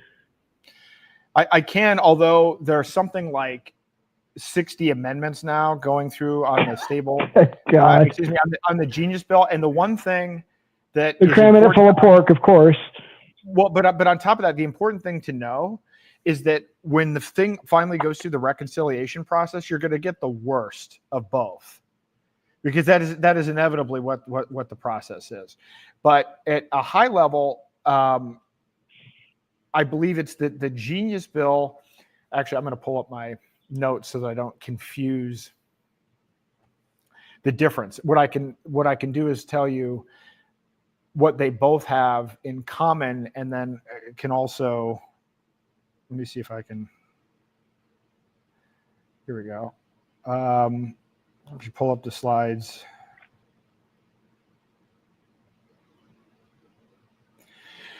So here are some of the key components. So the Stable Act explicitly puts a 2-year ban on issuing new algorithmic stablecoins.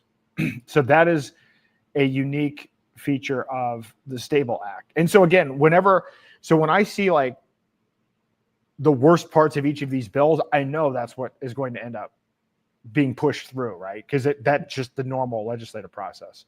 Mandatory anti-money laundering KYC compliance for the Genius Act classifies stablecoin issues as financial institutions under the Bank Secrecy Act, requiring rigorous anti-money laundering and KYC, including identity verification for all users. You have federal oversights and audits from the Genius Act, which subjects issuers to Federal Reserve oversight with monthly reserve audits. You have, actually, those are some of the points. I actually have, in the article that I have on Brownstone, I provide more of a comprehensive look at it, but that article's out of date. I think one of the big issues, I think the Genius Act is specific to regulating the use of stablecoins as a payment method, but not so much for its use in, for instance, things like DeFi. So that was probably the biggest difference between the two, but that was from the original reading. So again, I think even the Genius bill, because when you see the pushback, so you may not know this, the Genius Act failed by 1 vote the first time around.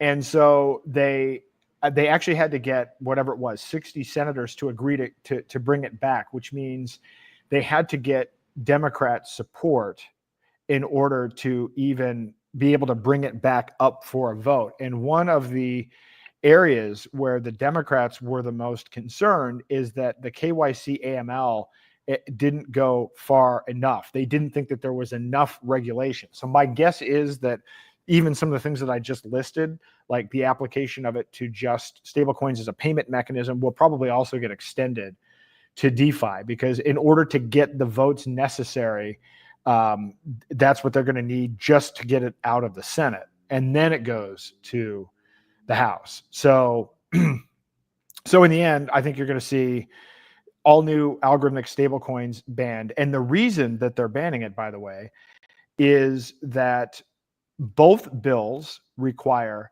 that the stable coins are to be backed 1-to-1 by only U.S. Treasuries and dollars. So this entire push is no one wants to buy our debt anymore. And they see, I actually have quotes here from, I've got a good quote from David Sachs, who I thought I did. Let me keep going. There was a quote from David Sachs where he basically said, the whole point of this is to sell trillions of dollars worth of treasuries. Yeah. I guess it's not in this presentation, but Besant has said that as well. So the whole idea here is, let's build a bunch of hype for stablecoins. Let's convince people that stablecoins are absolutely necessary, and then this is how we're going to sell treasuries. And that was not, early on when they first published the text. And this Genius Act is really the successor to the Loomis-Gillibrand bill, which they tried to pass 2 years in a row. And those were bad bills. You may have heard me talk about those as well. Those were actually heavy on surveillance, anti-privacy coin, and everything else. And I thought, well, now that we've got complete Republican majorities and they're claiming to be pro-crypto, then maybe these bills will be less onerous. And it turns out, no, it started out bad, and then they've just layered on more crap. So by the time this thing is done, it's going to be an absolute surveillance train wreck designed to sell. Yeah, an abomination, no doubt, Yeah. no doubt. Have you, how far down the rabbit hole have you gone on Tether and their trust me, bro, we've got the funds that they've been giving everybody for the last several years? I've gone pretty far down the rabbit hole, and actually it relates to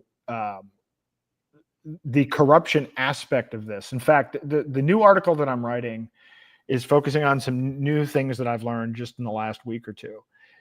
This part of it isn't new, but Howard Lutnick, his firm, Cantor Fitzgerald, was the last investor in Tether. They invested $600 million in Tether, and his firm manages the treasuries, the alleged treasuries that are backing Tether. And basically he put out some comment. I don't know if it might have even been at like a WEF meeting or something, where he's like, oh yeah, I can assure you that the backing is there. So we literally have trust me, bro, from a self-interested, conflicted member of the Trump administration who's Commerce Secretary. And so they've never passed an audit. They've done some attestations, but even now they're saying, well, it's really hard to get a big four accounting firm to do an audit. Why would it be hard to get a big accounting firm to audit what is alleged to be $150 billion worth of assets? That's actually exactly the kind of thing that big four audit firms are designed to do. Now, the CEO of Tether was at that Bitcoin conference last week, and he claimed that the Tether is backed by 100,000 Bitcoin plus, 50 tons of gold or 50,000 tons. I can't remember what the number was. And then some treasuries as well. Now, the interesting thing about that is, remember, according to the bill, it has to be backed by treasuries and dollars, which means that they would actually have to sell their Bitcoin and sell their gold and buy treasuries in order to be compliant with the legislation. And so it's, so again, all speaking to the fact that this is just another backdoor way for the government to fund these endless wars and all this debt. Again, what happened to, we're going to balance the budget and all of this other stuff. Like we're far afield from anything. It's lip service as usual. Yeah, it's completely that. So, my question here is trying to trace. Let's give them the benefit of the doubt that they do have these treasuries. I'm trying to connect the dots here on my own.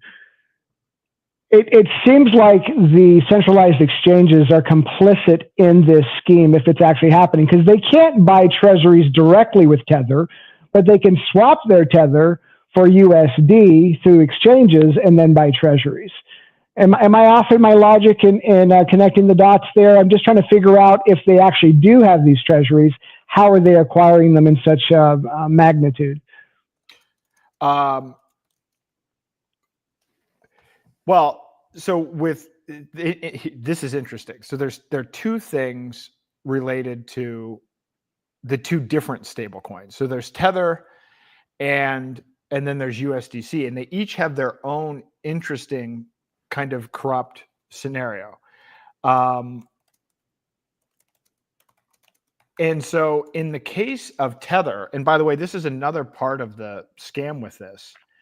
There was a study done in 2017 by some university in Texas that suggested that 70% of the price appreciation that happened to that bull run was due to Tether.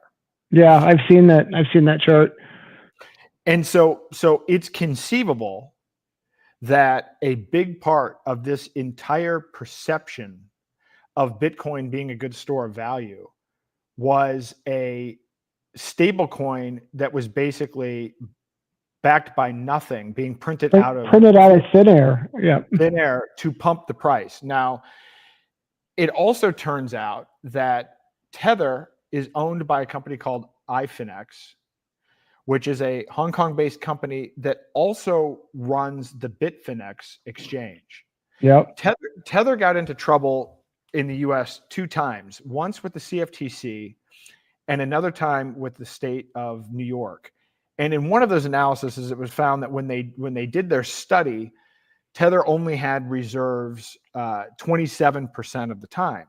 But then when you track it a little bit further, what you would find was Bitfinex would wire exactly the amount of money that Tether needed for the attestation. And then the attestation was done, which is a snapshot at one moment in time. And then the next day, the money was wired back out to Bitfinex. So you're talking about just a shell game. It's an absolute shell game. And the unfortunate part about this, I'm going to tell you, so I've been conflicted by this because of a lot of the other stuff that's going on. But at one point, I started talking to people that are close to people high up in the Trump administration and said, listen, what if I told you we have the Big Short 2.0 on our hands, and that Tether could turn out to be the biggest financial scam in history? Do you think Trump would be interested in this? And I actually went through people that have direct access to him, and the information I got back was that he wouldn't even want to hear about this.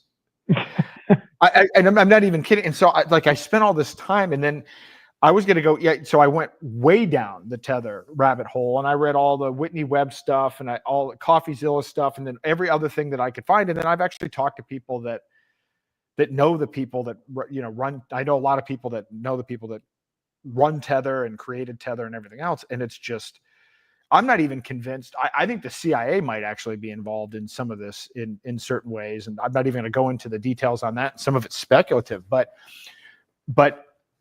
in a way, the financial system the debt situation is so bad in the US that it's kind of like, you know what? Even if they are a Ponzi, we're at that level of desperation where, hey, if we can throw another Ponzi on top of the existing Ponzi, maybe that buys us more time. And I actually think that we're at that level. And everything is can kicking at this point. Everything is proverbial can kicking. Everything's can kicking, and no one wants to expose the corruption because there's no way out of it. There's no way to because you can't unwind it. There's no unwinding it. So nobody even knows what to do. Nobody's even looking for an alternative. It's literally just, well, we're all in on kicking the can. That's our role in this. And then when the music stops, it's going to be devastating. USDC, on the other hand, there's a guy, I think his name is Brian Brooks. He worked in Trump's Treasury Department the first time around. He worked under Steve Mnuchin, which, the guy, the ex-Goldman Sachs guy that was involved with the mortgage crisis and everything else. So anyway, he worked under him, left that position, became the chief legal officer of Coinbase. And what people don't realize is that, and while he was there, Coinbase actually partnered with Circle, the company that owns USDC, to shape and basically design USDC. So now, as this relates to some of the other pieces with this, your Senator Hagerty there in Tennessee is a first-term senator. So you might be asking yourself, okay, so I started looking into this guy's background. Like, why is this guy? You had Loomis Gillibrand. Why is this guy the main guy sponsoring it? And then I looked at his background, and he's a mid-market private equity guy, not even related to technology. He seems to have no knowledge about tech, no knowledge about crypto. But he received a lot of funding and support from Club for Growth, the largest supporter of Club for Growth. Club for Growth might be more accurate. is Jeff Yass, and Jeff Yass is one of the large. He owns almost 1 million shares of Coinbase.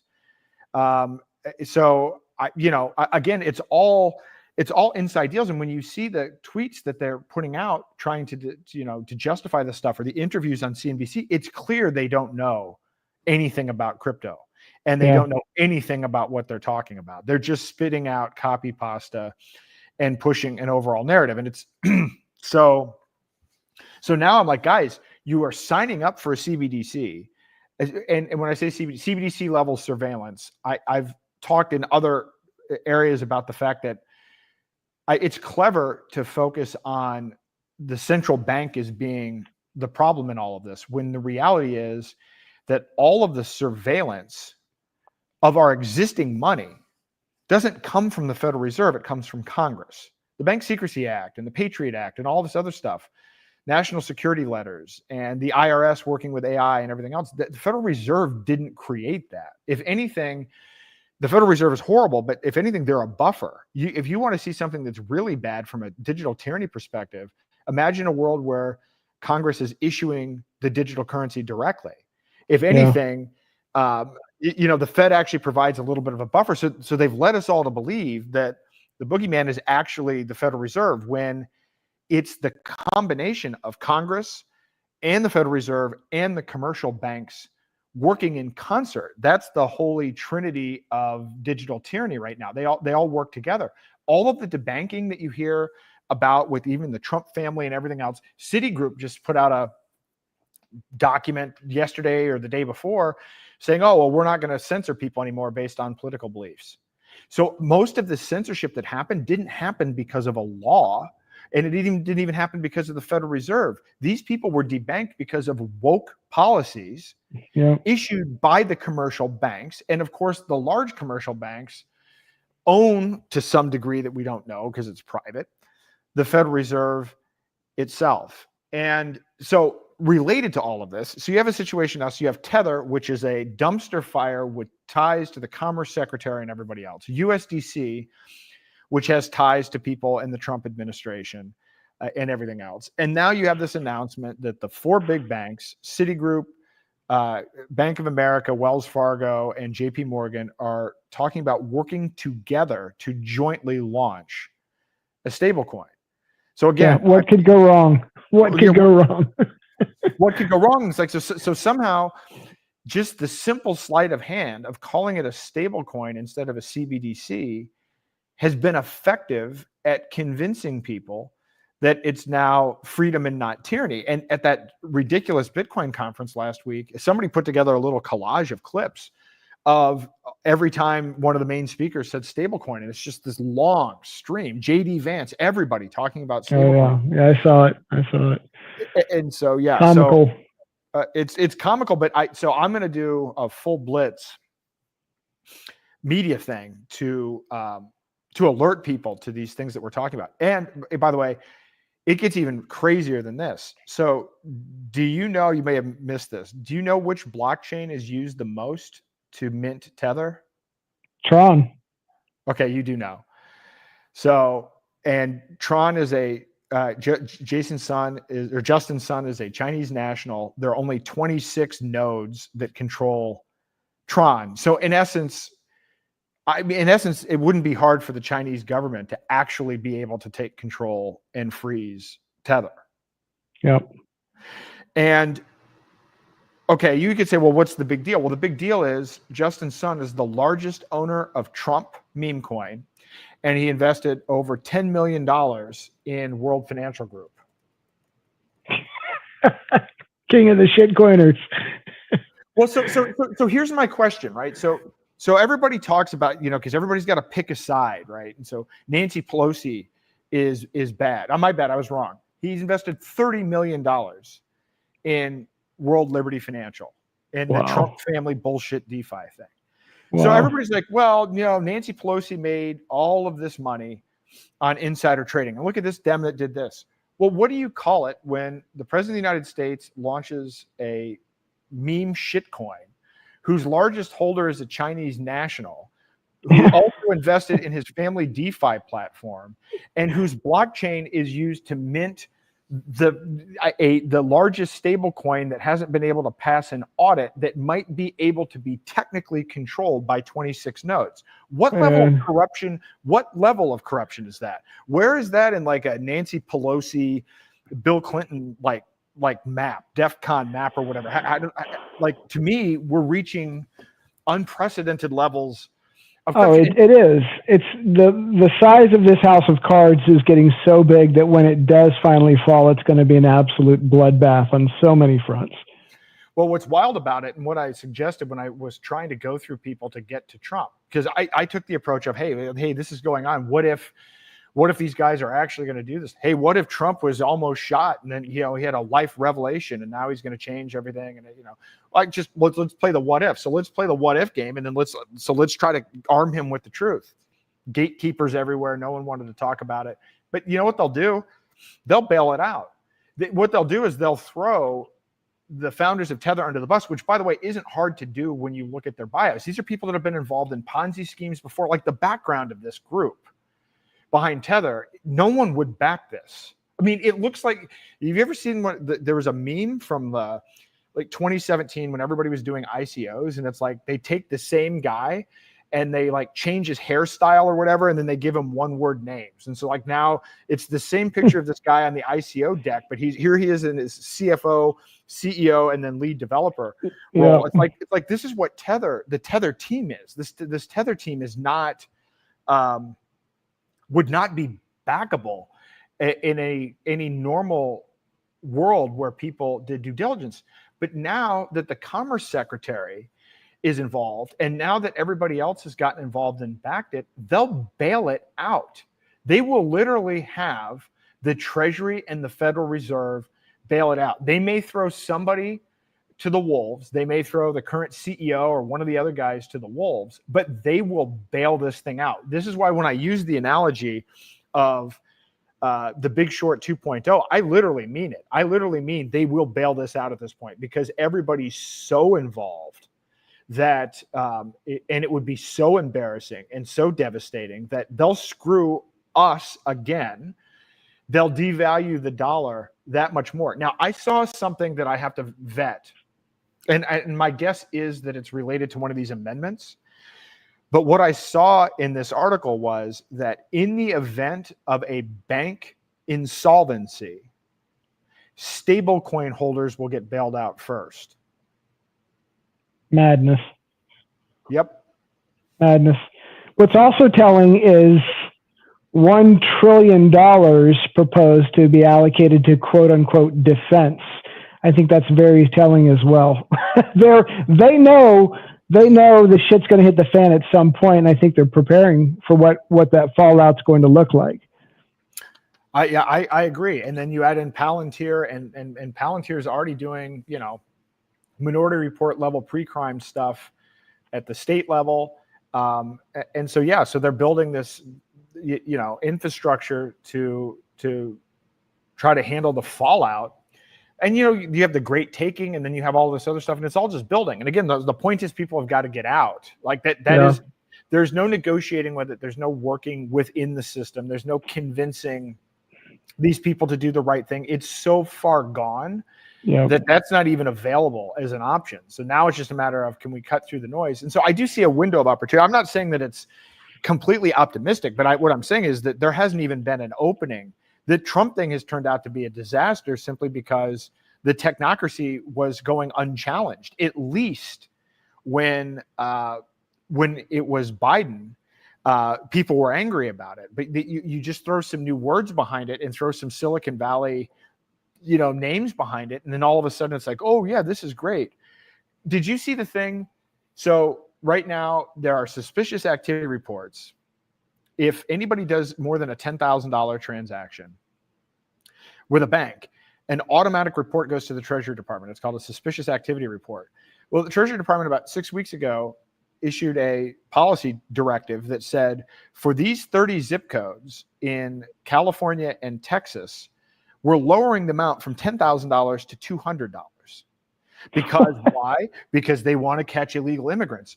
But this is the thing that people are missing. The existing system is digital. The existing infrastructure and the ability by just simply changing policy is such that they can already do things like this. And so people are like, oh, I don't want to become like China. It's like, you're already in China. You're already getting canceled. You're already getting analyzed. Reports are already going to the Treasury Department. And now they're going to add stable coins. That's crazy. Madness. Are you still doing? I know you've been pretty occupied with Roger, and it's he actually. I was at the Bitcoin Cash conference a few weeks ago in Ljubljana, and he piped in during the conference live with 3 other devs at the conference. I don't know if you were able to catch that or not, but I saw a screenshot of it, but I didn't get to hear the video. Yeah, it wasn't long. He was basically in between calls with his lawyer, so he didn't get to really speak much. But it was definitely good to see him on air. So as it stands now, he's the 23rd of this month. I think you said is the initial hearing. Yep. The first one was on the 12th, and they kicked it to the 23rd. Do you think they'll punt again, or do you think they'll actually have a hearing? The original one was supposed to be January the 6th. So I think we're on like a third rescheduling. I think that I'm planning to go, and which is like the day after. I got to take a late, well, I guess not a red eye, but I got to fly right from Porkfest there.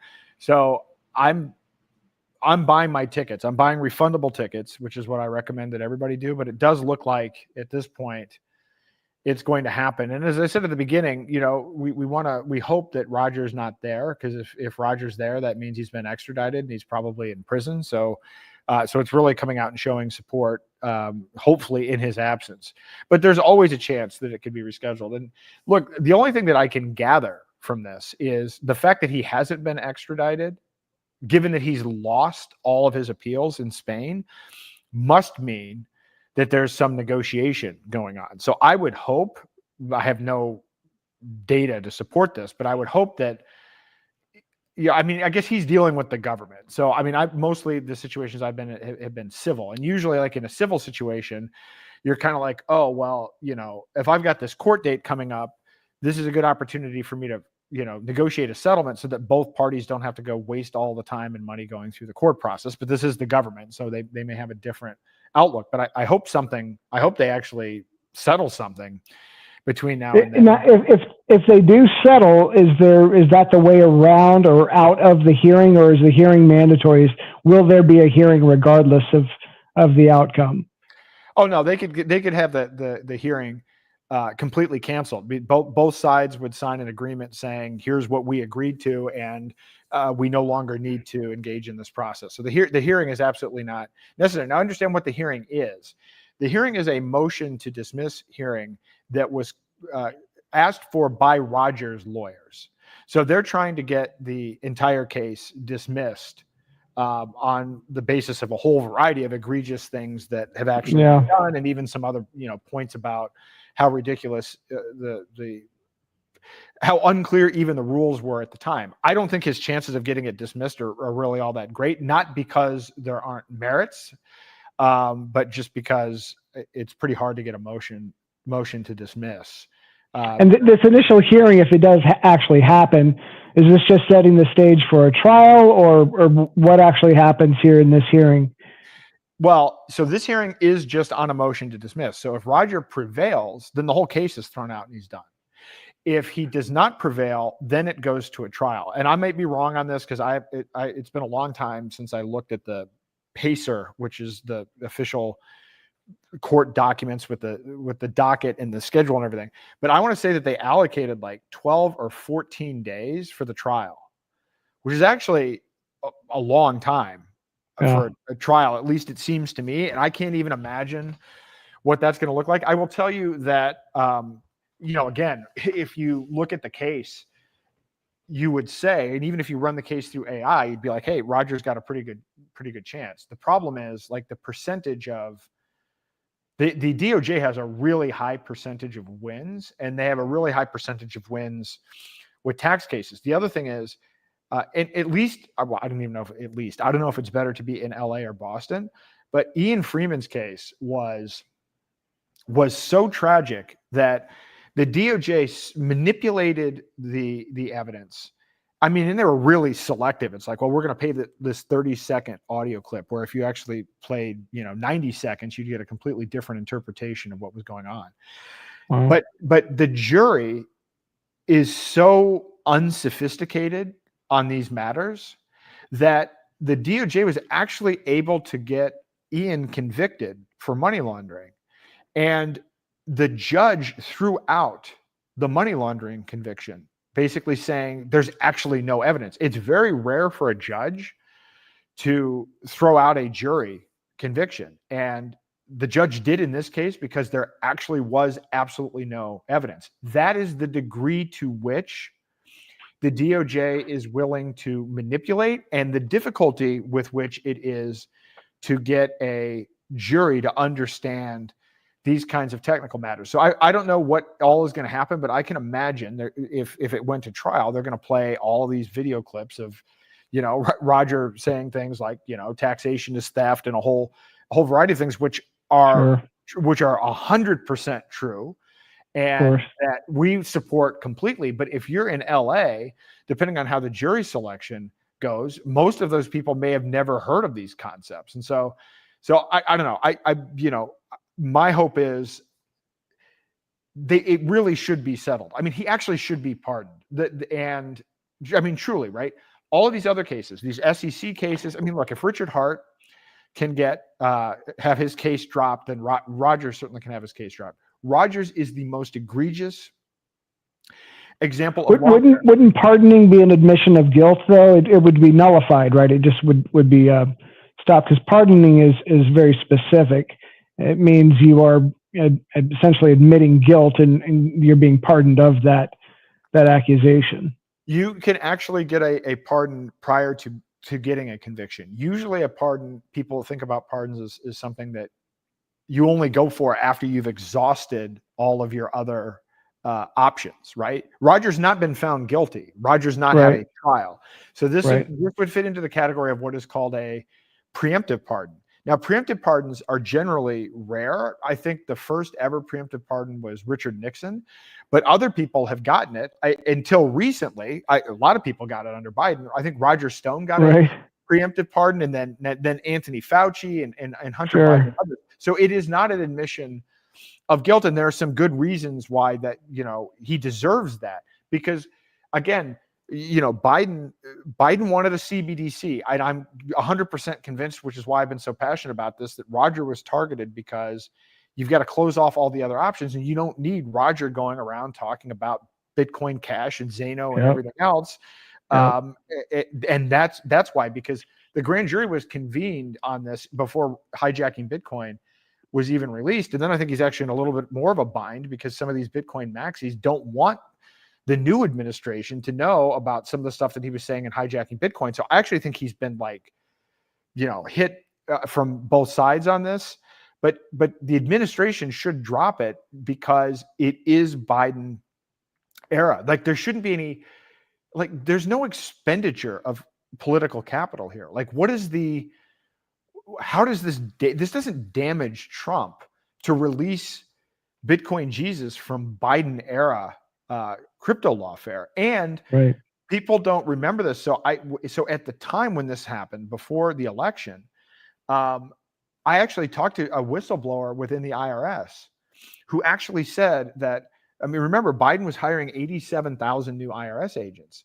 So Roger's case was intended to be an example for the rest of the industry, which the people that would be the most negatively impacted by this would in fact be Bitcoin maxis, because in essence what they're saying is, even if you hired a lawyer, even if you hired financial experts to value your crypto, we can come after you 10 years later and retroactively reinterpret the rules and then hold you responsible, which they could then take that precedent and go after literally everyone in crypto, including people that are Bitcoin maxis. Well, if you're trying to roll out a CBDC, and we know what they did with the banks, and we know what they did with with the SEC and everything else. Now you've had a chilling effect on Roger, and now everybody's got to be worried about using their cryptocurrency because of retroactive tax stuff. So people don't understand exactly how critical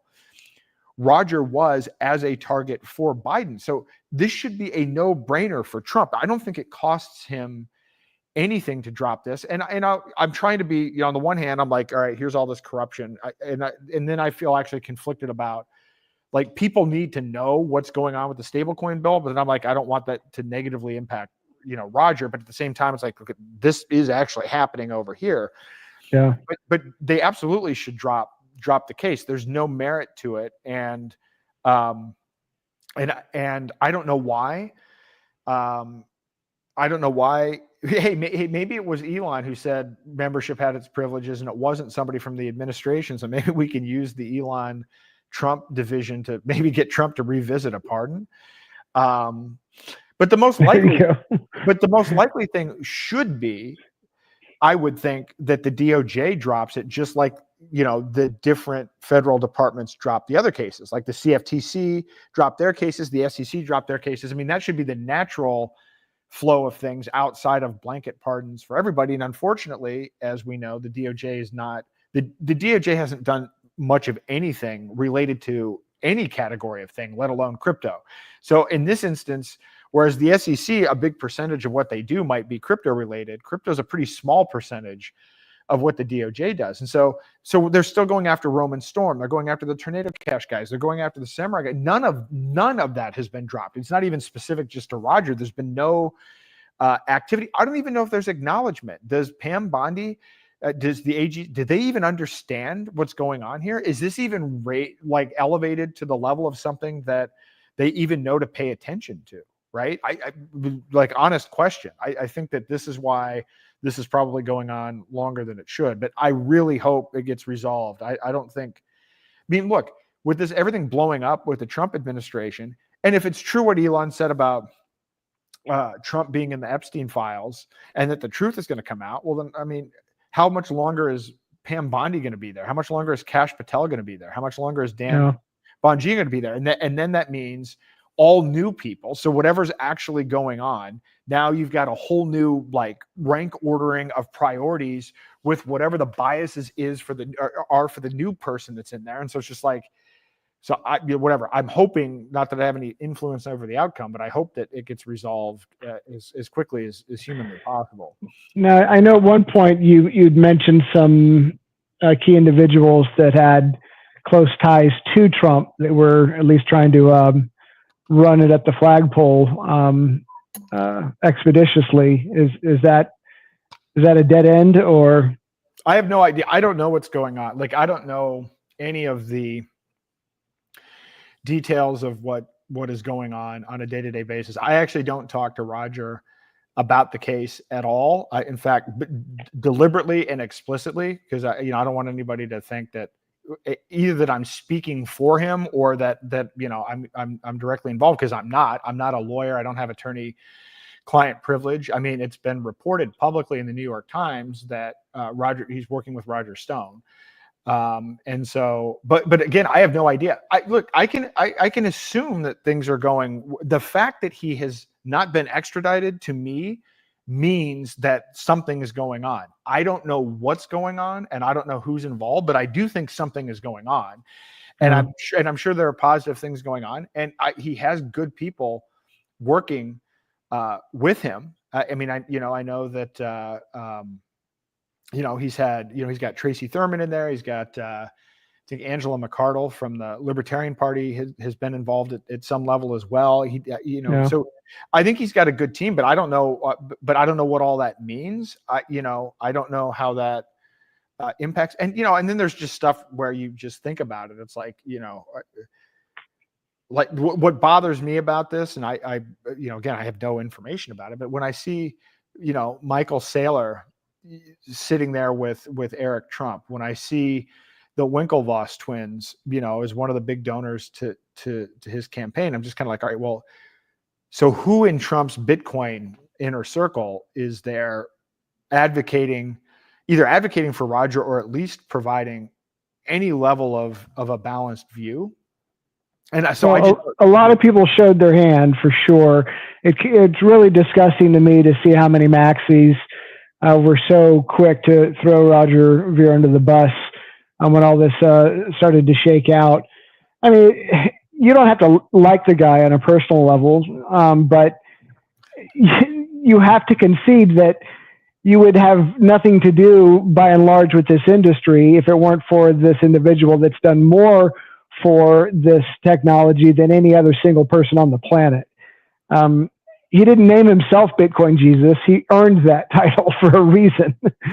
It really disgusts me to see how a lot of them reacted. Well, and he hates it too. He actually doesn't even like the title. But, right.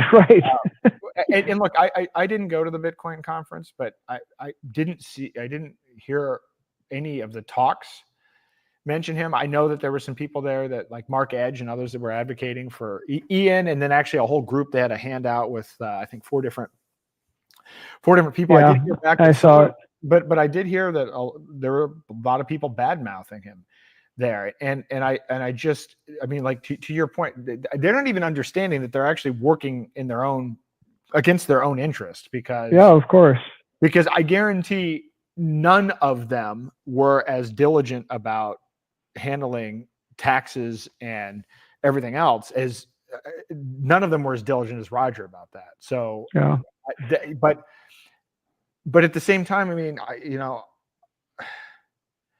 I even know some maxis that are actually kind of disgusted by that event, that are like, no one was talking about freedom. It isn't even outside of Roger. It's like, they jumped the shark, man. They jumped the shark a long time ago. That's the whole divide is, specifically with Bitcoin Cast that I'm an advocate of. We're just calling them out for what's happened, for exactly what's happened. I was really hoping that Ross would actually shout out Roger specifically in his speech. He delivered a good message, I think, as a whole, but I was hoping he'd actually say something specifically about Roger, which he didn't. But well, I'm going to see Lynn and Ross at Freedom Fest next week, and actually Lynn's going to have a table at our Porkfest tent. And so I've talked to Lynn quite a bit about this and other things. And so my guess is that Ross was probably told not now. Well, if you were there, so is it true? I wasn't in Vegas. I was in Ljubljana the week before. Okay. I mean, because I heard reports that Saylor spoke before Ross and a whole bunch of people just left, and that there were a lot of empty seats or whatever. Yeah. But look, if you're Ross and you've literally been out of touch with this, I don't know how, I mean, he's had some time to get up to speed, but of course, at the same time, it's amazing that, from what I've heard from other people, if you have gone through that prison experience for that long, I would have expected him to take a full year off before even. Oh yeah. I was actually very surprised to hear that he was speaking at the event. And that's what I said, as I'd disappear for at least another year, go completely off the grid. But he seems to have jumped in pretty quickly. So. Yeah, so I mean, it's courageous that he jumped in, but my guess is people probably told him that, don't mention it at this crowd. And I wish he had mentioned it. At the same time, I don't know if it would have helped. I mean, he literally might have gotten booed. Like that's how. That's true. That's true. But you know what? At Freedom Fest, I wouldn't be surprised if he doesn't mention Roger at Freedom Fest or maybe at Porkfest. Like and we know he's supportive. He's put out tweets. I mean, there's that tweet of Roger holding a free Ross sign, and then Ross holding a free Roger sign or whatever. So I know he's supportive of it. I think it's just kind of a read the room kind of thing. And so everything in its time. Everything in its time, but crazy. I don't know. It's crazy to see. There's other stuff. So, I mean, you probably know this. Roger was like the first investor in XRP when it was only one guy. Yeah. And I think he paid the salaries of like Garlinghouse and David Schwartz or whatever, some of these other people, and they haven't even come out in support of him. And it's like, who are these people? Like, what kind of Like, are you an IRS maxi? I mean, and at no point, by the way, everybody that I've met, because now at this point I've traveled everywhere, and every time I talk about Roger. He's one element of the presentation, but I've never met anybody that's actually worked with him or interacted with him that has anything other than great, amazing things to say about him. In fact, it's like baffling. I mean, I'll go to a place where it's like I'm giving a talk in Mexico, and it's like, oh, hey, Roger helped put up money for this orphanage that happens to be just near the venue that we're at. And it's like, wow, Jesus Christ! I think it's crazy, because usually, you're going to find out all this bad stuff about somebody, and it's the opposite here. And so the fact that I think he's the most maligned person in crypto, and it's absolutely disgusting. But anyway, hopefully good things are happening. He's got good people, and I worry more about these macro shifts. I mean, again, I don't think Trump is like driving a top-down strategy here. I just think he's easily influenced by these nefarious actors. And to be honest with you, I don't know anything good that's come out of Silicon Valley venture capital with respect to cryptocurrency. They didn't have anything to do with it at the beginning. And most of when they got involved was actually to be involved in pushing pump and dumps. They got heavily involved in ICOs. And so it's like, it's kind of the wrong set of people that have Trump's ear. And I don't know any way to do anything about it. I was even going to try to get to RFK, because I've got multiple inroads to RFK. But when you start going down that path, you find that Shanahan, his running mate, her boyfriend runs a Lightning Network company. So RFK, all of a sudden he's like speaking at that conference that you were at last year, and now he owns a whole bunch of Bitcoin, and now he's pushing this. And I do feel like RFK is the kind of guy that will look at information, right? That he's, he would be interested in pursuing the truth, and he's open to seeing a different perspective. But I tried to get him a copy of Hijacking Bitcoin, and I probably should have pursued getting a meeting with him, because now we're almost at that point where, how do you unwind this? Like, if people were to find out what happened, if people were to find out that, look, I'm at the point right now where not only are stable coins a mechanism for funding the U.S. government, so is Bitcoin. And, and they're using civil asset forfeiture and taxes to do it. So it's surveillance digital gold. Stable coins are surveillance cash. And so both are funding the government and all of the tyranny that's going on. So Bitcoin BTC is now actually part of the problem. Well, how in the hell are we going to how do you even make this argument? And I was at a conference, it was actually more than a year ago. I think it was like December of 23. I talked to Cynthia Loomis. I gave her my book. I gave Warren Davidson a copy of my book. I gave the senator from Ron Wyden a copy of my book, and I talked to him about it. I gave Ted Cruz a copy of my book and talked about it. But it was my book, because it wasn't hijacking Bitcoin at that point, because I was trying to talk about CBDCs. I guarantee none of these people have even heard of it. So on the one hand, it's like, yes, they're corrupt. On the other hand, literally, how could they know about the hijacking of Bitcoin if Roger literally never even had an opportunity to talk about it? I mean, they're not going to hear about it because I'm talking about it or you're talking about it, right? Like, it wouldn't bubble up. Right. And then there's so many people surrounding these politicians that are funding their campaigns and pushing this other narrative that the whole thing has just been shoved to the side. And now we're at the point of no return. Although I do hope the Bitcoin Strategic Reserve dies. I hope this whole fracturing that goes on isn't just performative, and now we actually start to see a deep divide. I certainly hope people don't think that Elon is going to fund the Libertarian Party, or that Thomas Massey and Rand Paul could be a ticket. I mean, that's just never going to happen. And by the way, it's kind of like RFK.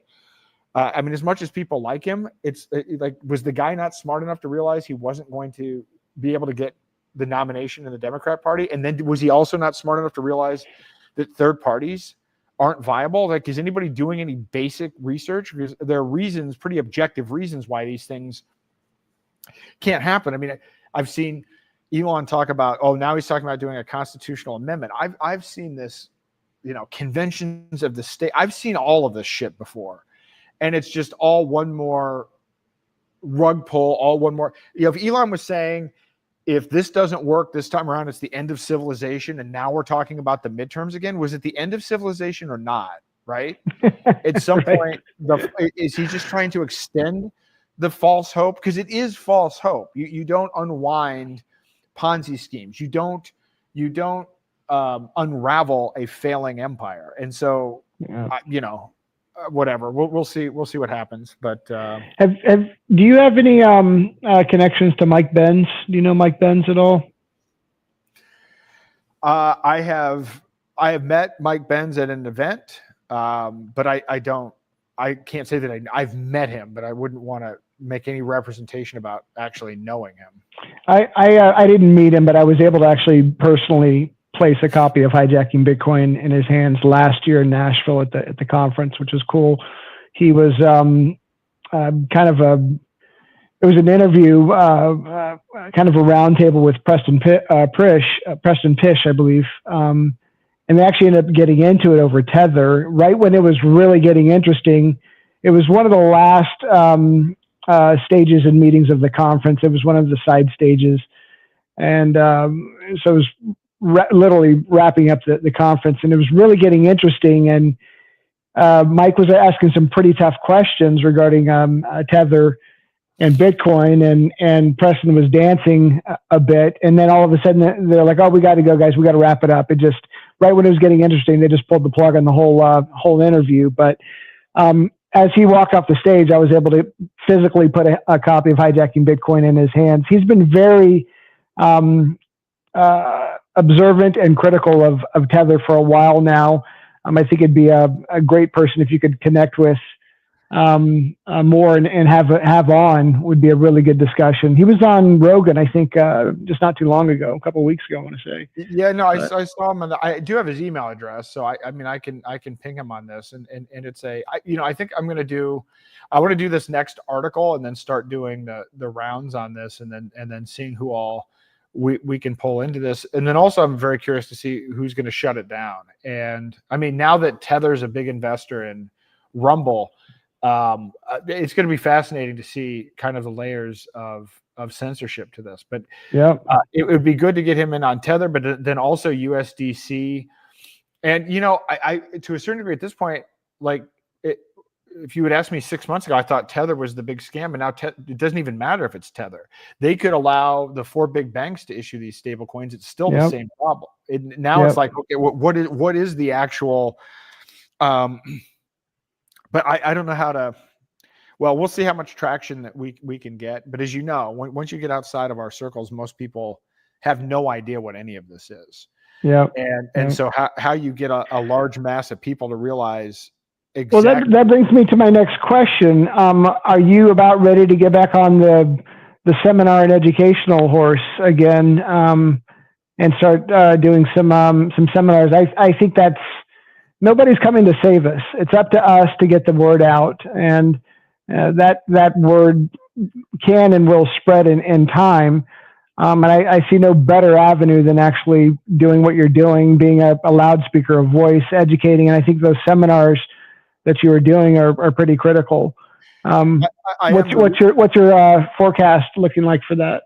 So the reason that I stopped doing them was that I was waiting. I wanted to be able to, because I would do the seminar, and so we would onboard people to 1 or 2 cryptos using a crypto wallet, and then maybe teach them how you can buy some gift cards or whatever. And then I realized it's just, in order for this to be effective, what we actually have to start facilitating is direct peer-to-peer commerce. If we're not, we actually are out of time to do. I mean, if this is one of these things where, and I live on crypto, but I'm still using crypto debit cards and I'm using a lot of gift cards and everything else, that's not going to fly, because those things actually can be cut off pretty easily.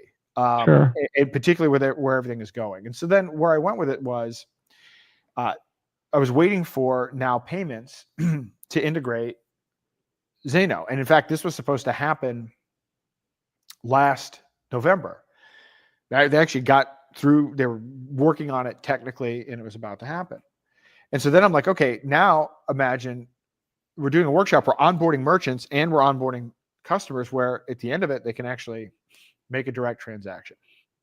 Well, now payments is moving completely out of privacy coins because they're based in Europe. And now this is all of the legislation that's been passed there. And so I've been in a holding pattern because I don't want to do the workshops again until it's meaningful onboarding where people can walk away from it and be in a position where it's like, hey, yeah, now maybe I can, now I'm educated enough, I can go to local merchants and I can start to get people on board and people can start to do things.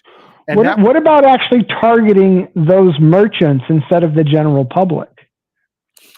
Well, I want to target both. And so I want it to be actually both because you know, we know what the problem is with this, right? How many times in the history of crypto has it been where, you know, somebody onboards a merchant, and the merchant thinks like, hey, this is a great deal. This is an opportunity for me to sell more customers. And then they're a push pin on a map somewhere, and then they never do another transaction again the entire time. So I'd like to try to complete the circuit. And literally just in the last 90 days, we now have the tools to do it. And this is part of actually why I wanted to do this thing today, which is like, I'm psyched about the Technocracy division, but I'm much more excited about the fact that, you know, like for instance, Zano is now in the Zano wallet, Cake wallet, Bitcoin.com wallet, and Edge wallet. And there's a point of sale system and there's a P2P marketplace. And I actually think that this FUSD Freedom Dollar stablecoin is the killer app for Zano, but it's also the counterpoint to stablecoins. So now I want to go with all of this and really onboard people to an ecosystem. And then I'm not going to wait for this, but actually the tech is done. This ability to bridge Bitcoin Cash, and Ethereum into Zano is also another big deal. So I actually created a plugin for WooCommerce where, you know, anybody that's using, I think there are 8 million merchants using WooCommerce can now take Zano, and then I'm going to add Freedom Dollar, and then I'm going to add the bridged BCH, Bitcoin, and Ethereum, so that now, okay, you make your transparent assets private, and now you can actually spend them. Now there's a marketplace, and there are merchants that you can spend it. So finally, all of the pieces have come together, and they've really come together in the last 90 days. So what I'm going to do is I'm going to spend this summer. I mean, there's still some kinks to work out, but I'm going to spend the summer really working on the materials. And the materials might be, and I might even do a thing where it's like, you know, take this online webinar first and then show up so that I can get some of the material about the threat of CBDCs and some of that background done so that we're actually hitting the ground running where it's really hands-on. And I see these as being like, I'm going to bring, you know, 5 or 6 people with me to help people, to walk them through the process, because that has always been kind of the case. But if we can do that, then kind of in the fall, I really want to ramp this up, and it will be global, because as I said today, these people from New Zealand want me. I've had people, you know, request this from all over the place, and so I'm willing to go wherever the most demand is, and I think that it's.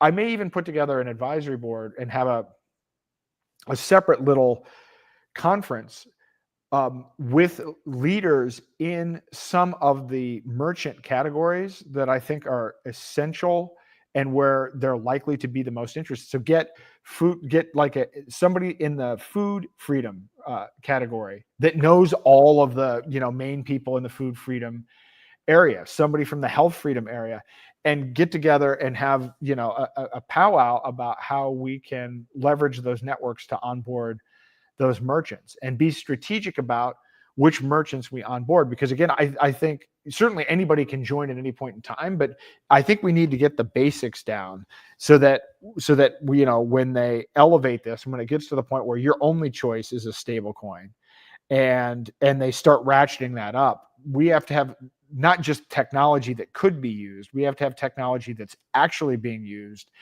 and where the UI has actually been worked out. So now, hey, here's a marketplace of farms all over the world where you can buy whatever you want, you know, peer-to-peer using a privacy coin. Here's a solution for this, because we have to win by having a better product in the marketplace, and that's going to start by getting these early adopters. So I'm planning on that for the fall, but it has been a setback. The point of sale thing was a setback. And I did that DEF CON 1 thing last year, and I'm like, okay, I found a bunch of wallets, and then I thought we had a point of sale solution, and that was unfortunate. I actually created a little point of sale system myself, which I'm going to figure out how far down the rabbit hole I need to go. I've kind of determined that spending more time on the plugin that can be included in WooCommerce and all of these existing things is a better use of time now, but I might further spend time developing a point of sale system. In fact, the idea is to have a point of sale system that competes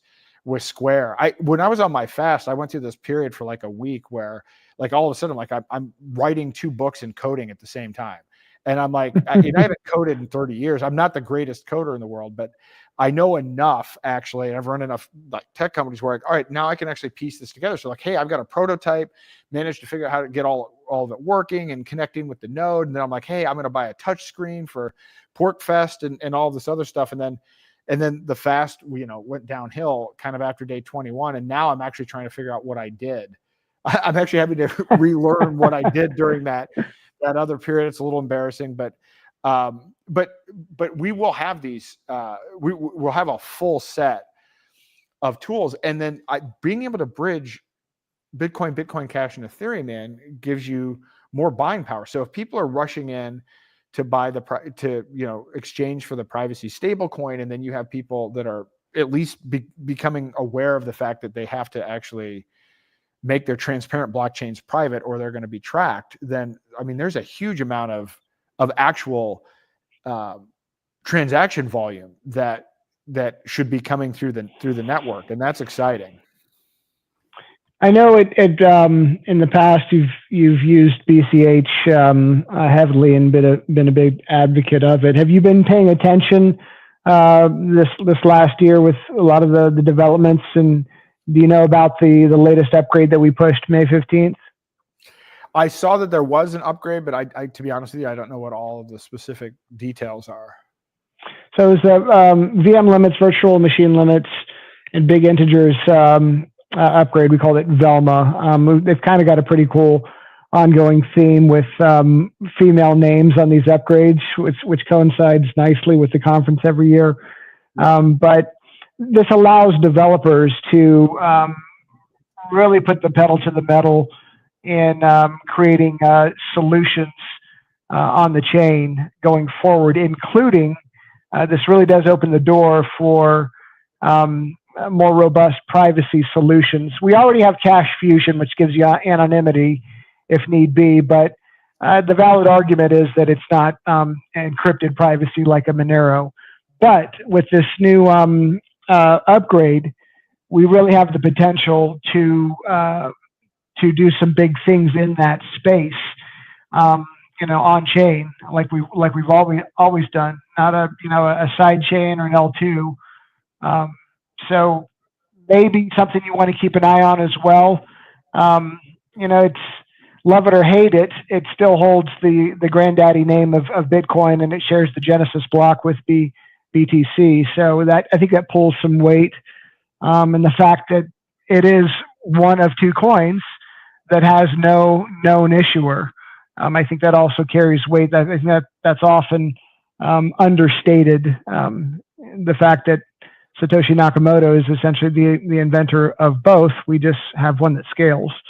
So again, I'm not shilling BCA. Well, yeah, I'm an advocate of it, but something I think you should maybe keep an eye on in the future, because they're doing some big things on chain. So yeah, I'll take a look at it. And again, what I like about Zano is that Zano is basically a privacy layer that can tokenize other assets, including Bitcoin Cash. So yeah.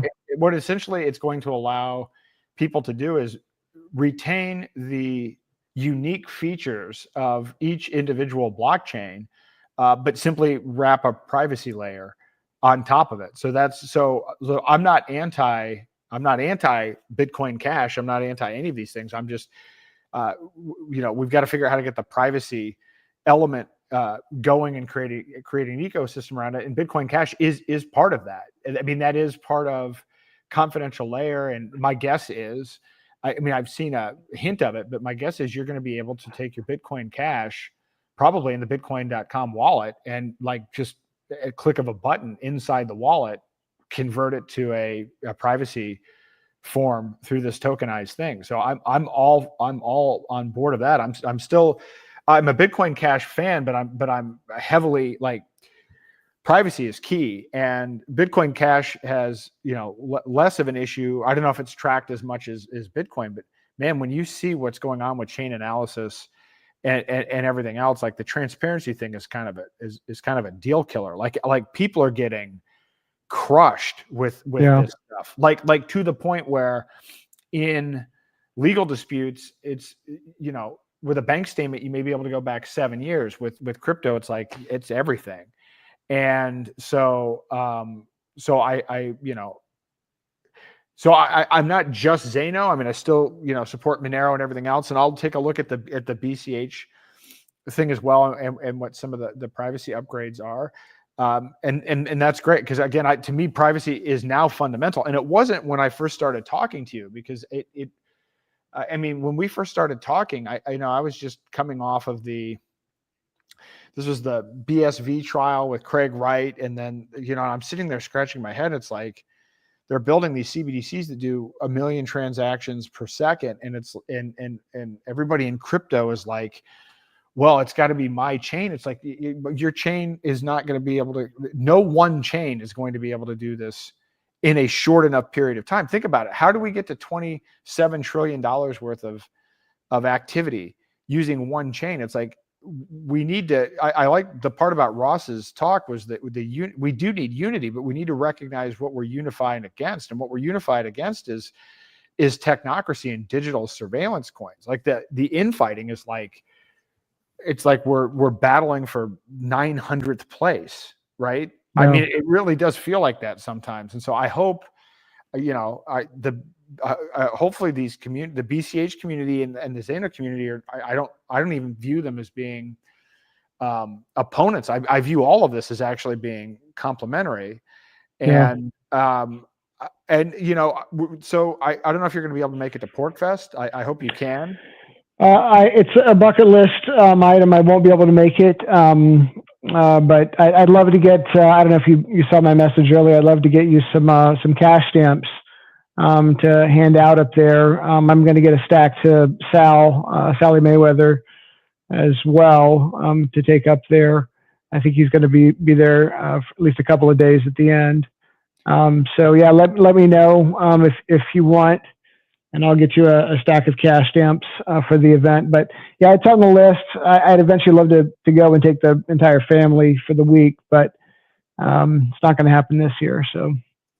Yeah, well, it's too bad, because this definitely would be. This is the year. Yeah, I was just looking at the schedule today. It looks like a fantastic lineup. Yeah, I mean, Ross showing up and everything else. I'm still holding out hope that Roger makes it, and either virtually or otherwise. But I don't know at this point. But yeah, I just texted you my address, so cool.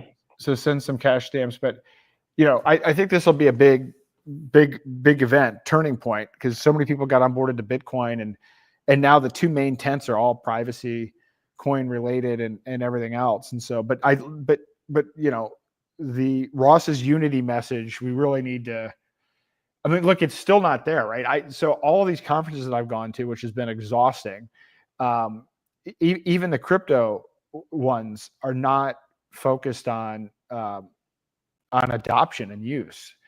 Or it's, in fact, so many people are like, well, yeah, we lost on medium of exchange, but maybe we can focus our efforts on DeFi. It's like, if you lose medium of exchange, and you're losing medium of exchange to people that you've lost the plot completely. Completely. And by the way, I've been on X Spaces with alleged OGs that are running various and like, they're saying this. They're like, well, I've been on these panels about are stable coins good or not? And people are like, oh, it's great for adoption. It's like, yeah, it's great for adoption for a backdoor CBDC. It's not. It's the exact opposite. Yeah. I hope something happens that can stimulate unity around the fact that we actually do have a common enemy, and the common enemy is not each other with these blockchains. We're not in a, we're like the corner store, like we've got two corner stores and we're fighting each other, and we're going up against Walmart, and it's like we're it's not even, and it's hard, and it's hard when the price goes up on Bitcoin. It's hard based on the amount of propaganda being pushed by the government now and everybody else. And so, but again, I think there really is hope here. And I think, so yeah, I am going to do the workshops, and I'm going to do them internationally as well, starting up in the fall. I'll do an online version, but to be honest, I'm realistic enough, having done these, that online doesn't, yes, more people will see it, but I mean, you know this, people are so passive. Even with these podcasts, it's like everybody's just like, yeah, I've got it on in the background or whatever. But the number of people that actually take action, it's the same with a book, right? I wrote a book and here's some instructions, and then inevitably people are like, well, I just struggled to take the first step, right? And this is where the in-person, it doesn't scale, but it at least, but if it's done, I think it's great. I think that's the right approach. I concur fully. And if we can teach people to start teaching other people, which is the other piece of it. So I don't know. Exactly. I'm actually optimistic because the tools are in place. I'm optimistic about this, perceived or maybe manufactured division. And so now it's just like, it's full steam ahead. And keep me in the loop. I mean, this is exactly what spurned my initial reaching out to you a little over a year ago now, was the seminar. So I want to do this in my market. I want to teach other people to do it in theirs. So definitely keep me in the loop. I would love to be a part of it any way that I can, but most specifically in my own market. And it's what my idea has been, to kind of create a curriculum style of information with a marketing system that can be easily disseminated to anybody in any market, and they can run with it in any language. I'd like to create just like a workshop model that can just be easily disseminated on a simple USB drive. Here's your PowerPoint. Here's all the slides. Here's all the videos. Here's the instructions. Here's the marketing solution. Step-by-step instruction to just plug and play and run with it. And if you can get 5,000 USB sticks around the world out there, you're going to have an impact, because that's going to have a compounding effect. That's a great idea. Of course, I will say we'll have to figure out, because what I will say is even doing the workshops, the problem is the technology changes so quickly. But nevertheless, if they're downloading it, just make sure they're getting a fresh copy, because that's the killer with these workshops. Sure. But I love the idea, and it would be great if we could really scale this up. And I think so. Like I said, I'm going to spend the summer like completely renovating the workshop. I mean, it's not even going to be anything like what it was before. But I think we're at a point to do that, and then this would be a great opportunity. I like your idea for scaling this up, because obviously I can only reach so many people. We want to get as many people to be able to do this as possible. And what gave me the idea is I was asked to present at a small workshop for the Libertarian Party here in Tennessee for their gala. They actually had their gala in Chattanooga, and so I did about an hour presentation there. I just called it Lucrative Liberty, and it gave me the idea I didn't have many people there, unfortunately, but it was a small group, and they were very interested in engaging, lots of Q&A. And I said, well, this is something that can absolutely be built upon, scaled, and disseminated far and wide. So yeah, man, let's work together, or let me know where I can be a part of that, because I think if we created a resource that people could just go and like you said, download a package with instructions. And not everybody is a developer, not everybody has the gift of gab, but you're going to find some people out there that are good in front of other people and like to talk and sharing, that are passionate about this stuff as we are. So it's just finding those individuals that'll run with it. I like it. Well, I will obviously be in touch with you about it. And and I'm also trying, I want to, my kids are turning 15, so I actually want to spend some time with them this summer because I don't have very many summers left. I know the drill, man. I know the drill. I know. So hopefully this summer I'm just going to I'll be doing podcasts and I'll be doing the workshop and everything else. I say this honestly. I really hope to not, outside of Porkfest, do much traveling this summer. I mean, there are a few things that emergency situations or whatever, or certain circumstances, but I am putting this out there. I do not want to, I know I've got people already inviting me to events. I really need to take the summer to get all this stuff organized and together, and actually to get myself, in a position, because I think it's been intense for the last 2 years and it keeps on getting more intense. And so, I think we're going to be fighting the good fight starting this fall. Like, I actually genuinely think I'm excited about the people that are surrounding this, the Zano ecosystem, and and the kind of the momentum that's going on there. So a lot of the people that were disaffected by what's happened with Bitcoin, obviously a lot of them are celebrating generals, endorsing strategic reserves, but the OGs that got in this for the right reasons, I'm seeing renewed enthusiasm and galvanizing around this. But I partly brought up the Porkfest thing is that Steve Patterson's coming and we're doing a panel. Nice.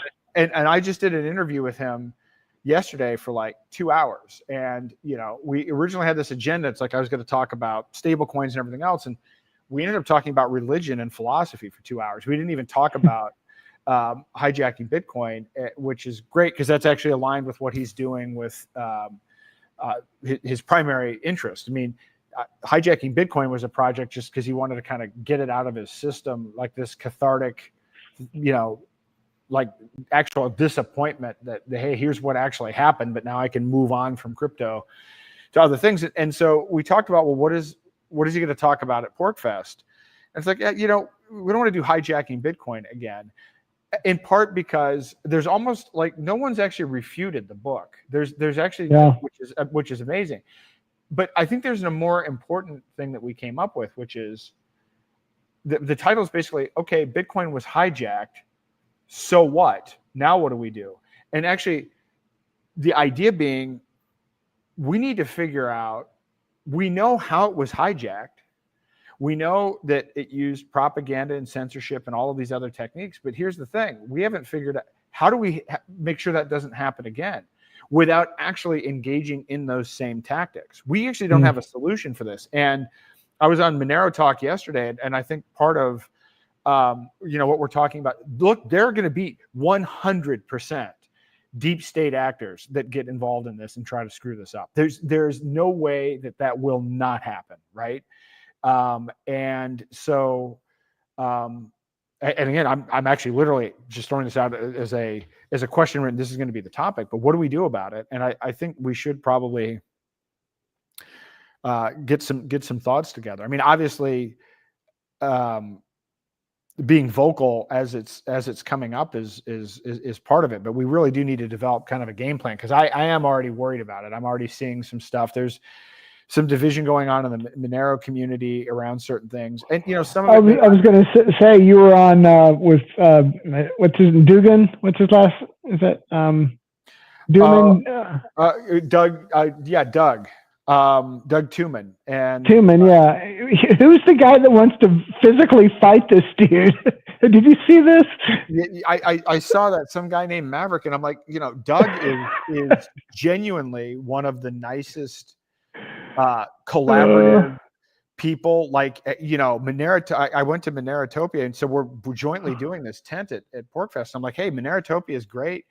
He invites multiple different projects. He doesn't make it, even though it's called Monerotopia, there's this collaborative approach. This guy has been out there promoting Monero and its use. I mean, he's I call him close to a maxi, but he's still open to some of this other stuff. But he's definitely primarily dominant, Monero guy, and then he gets this kind of stuff, and it's like I feel bad for him. But then I also look at it, and I'm like, but genuinely, is the person doing this? Is this just kind of an independent rogue player, or is this a coordinated attack designed to divide? Because the minute you're coming in and you're making this about it's the Jews, or now we're making a white versus black thing or whatever. And every time I look at that, I'm like, you're going to hijack a crypto thing around this theme. Like this is this seems. Well, it's highlighting how incredibly hard keeping things decentralized is. This is a feat of epic proportions. Yeah, and we are against all odds in every way, man. Every way.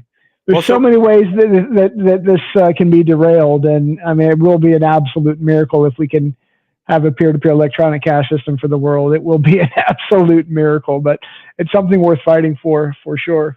Well, look, I look at it like this. So, and so many people don't understand this about Roger. Again, he's the most he's maligned and misunderstood. People are like, oh, Roger created Bitcoin Cash. No, he did not create Bitcoin Cash. He was undecided on which way to go. And what drew him to Bitcoin Cash is kind of generally the understanding of whoever's doing the censorship and the propaganda, those are the bad guys. And that historically is the case. And so, so that kind of pushed him into the Bitcoin. But look at how, so my minor thing. So I write a tweet when this book comes out recommending it. And he retweets it. And so then now I'm like blocked by everybody. Sailor, Safi, all the Bitcoin core devs, all of them, right? And so there are people that today will say, oh, Roger's lying about censorship. It's like, I didn't even do anything except write a paragraph about the book. And then I find out that Lop has there's a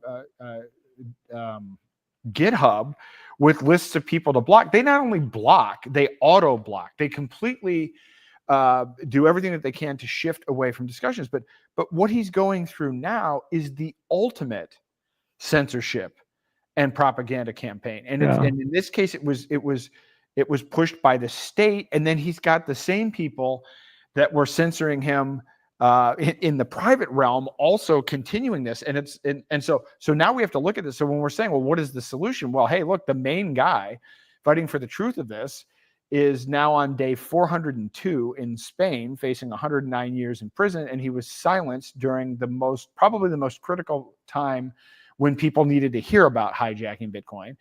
And it is now the most critical time when people need to hear about Zano and adding this privacy layer to enable peer-to-peer, not only digital cash, but the peer-to-peer transfer of all assets, whether digital or real world.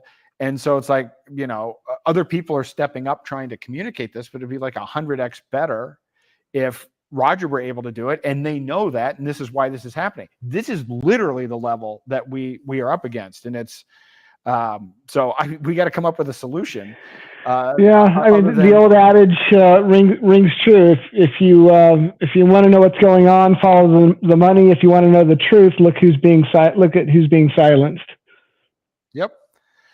Exactly. So anyway, I do think we can figure it out. And the thing that I'm encouraged by is that the OGs that are in it for the right reason are actually they're getting some renewed energy, because I've talked to a lot of them, and a lot of these people are like, they just they are, but it seems like they're all bike shedding because they're so incapable of accepting the fact that unless BTC scales, it simply does not function as a medium of exchange. So now they're bike shedding all of these drive chains, and of course there's the whole OpCat and NOTs debate that's going on. It's like it's the infighting when at the end of the day they're all it's like they're completely turning a blind eye to the root of the problem, which even if they had all of these things in place, it's 7 transactions per second. You cannot have a global monetary system, a network. It just does not work. No, it doesn't. And I've given up on those. And there aren't that many of those people, frankly. I mean, again, this is why I let's go to people that are new to crypto, and it's like 99.9% of people that have never used crypto for peer-to-peer digital cash. But you're right. And by the way, I actually find it to be amusing to watch even the knots debate and everything else, because there's a significant portion of people that are like BSV fans that are like, well, hey, if we can use ordinals to convince them that they need to increase the block size, then we can leverage the network effects of BTC to get BTC to turn into what BSV is. And little to find out, what are they trying to do now? They're trying to basically censor your ordinals information. Like they're not understanding that this thing was taken over literally by technocrats that do not fundamentally understand the economic incentive structure of how the whole thing should work. So Jack Dorsey, announces that Square is going to take Lightning, right? And so people get excited about this and everything else. And then you read the fine print. He's like, well, subject to regulatory approval. So, okay, let's be realistic. Let's be realistic about what this means. Square is going to become a liquidity pool, and the liquidity pool is going to become regulated, which means he's going to have to actually track all of the customer data. Right. It's going to absolutely have to be reported. There is no way that that's not what this turns out to be. So now you have surveillance layer 1 and you have a surveillance layer 2 that undermines the economic system of layer 1. Like it's a perpetual bullshit motion machine. Like I can't. But then that's exactly that's a perfect analogy. It's a perpetual bullshit machine. But they still, you confront them with the fact that even in the Lightning white paper, it clearly says in order for an individual to complete, for 7 billion people to complete 2 transactions a year, to open a channel and close a channel, you've got to have 133 megabyte blocks. Yep. And they're still stuck at 1 megabyte blocks, 4 if you include shitwit. It's absolutely bananas. So it doesn't matter what all they're going round and round and arguing about, when at the end of the day, it simply cannot function as a peer-to-peer electronic cash system without scaling at the base layer. Well, but the important thing, and what really keeps the system decentralized and really important, is that you can use your Raspberry Pi to watch central banks exchange cryptocurrency that they've used civil asset forfeiture and taxes to steal from people. Got to run my Pi. The whole node thing as well. I know that's a contentious argument, but it's like I really don't think most people realize that they don't have the power that they think they have by being a passive node that's just observing. There's a great section in Who Killed Bitcoin. I don't know if you ever watched the Who Killed Bitcoin documentary. It's a 2-parter. On the second one, they're both excellent. I highly recommend them both. Just YouTube Who Killed Bitcoin. There's 1 and 2. The second part, and then I forget this guy's name, but he uses the analogy of a football game. You've got the referees and the minors out on the field actually playing the sport, and the audience are the passive nodes. Well, if something happens on the field that the audience doesn't like, they can protest all they want, but it's not going to change the outcome of the game in any way, shape, or form. And people think that they're somehow protecting the network and adding security to the network by just passively watching transactions. It's laughable. It's laughable. The miners have the lion's share of the power in what gets mined and put in the next block. I mean, not the lion's share. They have all of the share of what gets put in the next block. And people say, oh, but my nodes, I got to run my node. And I get that. If you're a merchant and you're engaging in commerce and heavy transactions, you want to be able to see what's going on for your own sake. But the general user, the general population that just wants to buy coffee without going through JP Morgan Chase, they don't need to run a node. It's just not necessary at all. But yeah, I know it's another one of the many arguments that you go round and round and round with maxis on. And Well, I'm all. Yeah, but then you find out that the sad part of it is that when you talk to somebody that's not been involved in this, they don't know that anyone's ever used Bitcoin to buy something. Right. Number go up, man. It's all about number go up. How they can't see it's inextricably tied to fiat and does nothing. It has no teeth.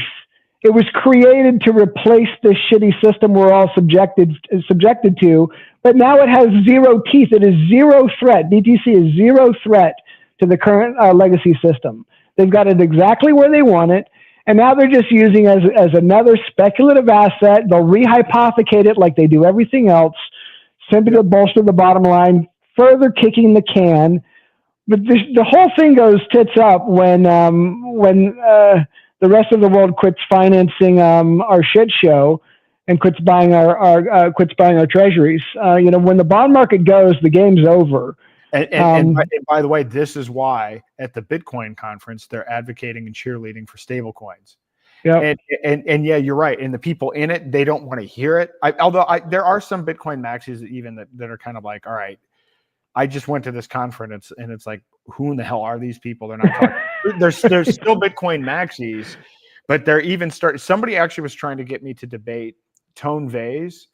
They were trying to do a 2-on-2, me and somebody else against Tone Vase and someone else. And I actually, were you in Vegas? Were you in Vegas last week? No, they want to do this at Porkfest. Oh, Porkfest, okay. And I said, I don't give a shit about these debates because I've seen Roger obliterate Tone Vase multiple times.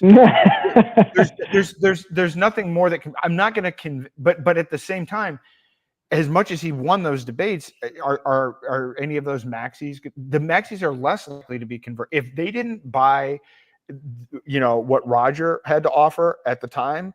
They're so entrenched now that I'm not going to be able to convince a Bitcoin maxi. I'm like, I'd rather show somebody how to use something else. But I mean, we're at the point where it's like they are usually don't even want to debate. It's like Adam Back wouldn't even take $500,000, and the whole thing is rough. I don't know. We'll see. I'm going to do this article. I'm going to do a whole bunch of stuff, and then I'm going to see if I can try to work out some memes. And some other shorter form content to get people to just start thinking about how absolutely stupid this is. Yeah. Because you're right, BTC is feeding in now to stable coins. It's now all one Ponzi narrative that feeds off of one. Oh yeah, what are people going to do with the stable coins? Well, they're going to use it to buy Bitcoin. Right? that's where like. And by the way, if your model is Bitfinex, printing shit out of thin air and using it to buy, Tether, Tether printing Tether out of thin air and using it through Bitfinex to buy Bitcoin and drive up the price. There's a reason to believe that's how. But wouldn't it be funny at the end of the day if the whole store of value narrative of Bitcoin was completely fraudulent based on fake Tether? Oh, it wouldn't surprise me in the least bit. There's always been something rotten there from the get-go, in my opinion, and how they've been able to fly under the radar this long leads me to believe that there are other significant power players in this scenario that are allowing it to happen, or they're just either willfully ignorant or complicit, one of the two. I don't see how it doesn't end in absolute disaster. But yeah, maybe if they think they can just carry the football long enough where they get acquired by J.P. Morgan Chase and it becomes a household name, then they're fine. Then they've arrived. I mean, maybe that's the end goal, as you've posited. I would argue that is the intention of this legislation, and by the way, it might. So we'll see if I'm right. But when I read that J.P. Morgan, Bank of America, Citi, and Wells Fargo are forming a coalition, maybe the coalition buys Tether. Wow. I mean, and again, by the way, fucking Hydra. Think about it though. That wouldn't be surprising. What did they end up doing with TARP? Weren't we in a situation where the banks kicked in, each kicked in a percentage of the money? You had Goldman, you had everybody else putting up some of the money. So could I see these four banks coming in and buying out Tether. Now, are they going to buy them out at a profit, or are they going to buy them out in a manufactured crisis? I mean, I don't know the answer, but it's actually, not only is it plausible, it's actually likely. So I have no idea how to benchmark when this would happen, but we know it's a Ponzi on top of a Ponzi. We also know, I think at this point, it's pretty clear they know it's a Ponzi. There's no way that Howard Lutnick does not know this is a complete scam. I mean, look, they're at the point right now where it's like, hey, like the level of desperation is, let's get some stablecoin hype to sell treasuries. And then let's hope to God that everybody builds AI and that the productivity gains from AI are so great that we literally grow our way out of this. I mean, these are literally the kinds of like straws that we're grasping at. And, the sad thing would be if it actually worked, because it would still keep this government that's weighing everybody down and holding everything down in play. I mean, it actually needs to get wiped out at some point. Yeah, it's going to be brutal for everyone, but I think you got to pay the piper at some point, because the longer you keep building this monster, the worse it's going to be for everyone, and that's internationally. It's going to affect the entire world. Well, you know what? I always joked. The only way a libertarian will ever win as president is when everybody realizes that, the music stopped and they need someone to scapegoat. So that's the only circumstance so that then capitalism gets blamed, because it's always going to be whoever's watched the thing failed on, even though they may have actually been the only ones that could have possibly proposed a solution. I could see something like that happen, but look, it's we're in for some wild times. But again, the best thing that we can do is get people to adopt alternatives. More people are starting to be open, but again, it was a lull. So the interest in the CBDC workshops was huge. We had, my web form was being hit all the time. I was getting people sending me emails from all over the world, and then when Trump came out and said he was against it, it all dried up. It all completely dried up. And so I'm hoping this next round of interviews and article will get people to focus on the ball again. And the reason that I think that they will is because of this infighting and because of Palantir. Because, by the way, again, my email and phone has been blowing up in the last 48 hours where it's like, hey, I need to have you back on. You need to come back on, and everything else. And so it's like, so people are kind of like, oh, I was the guy calling about, technocracy. And people are like, oh, I don't know what that is, or that doesn't make any sense. And now everybody's like, oh yeah, okay, they're actually doing this, and they're doing it at scale. So that's a good sign. So the next part of that, but we've got to get marketplaces, and we have to get the people's be able to take these cryptocurrencies on their site easily. And those tools are now there. So now, and I had another idea. I was going to do the gold-backed token. Karma, right?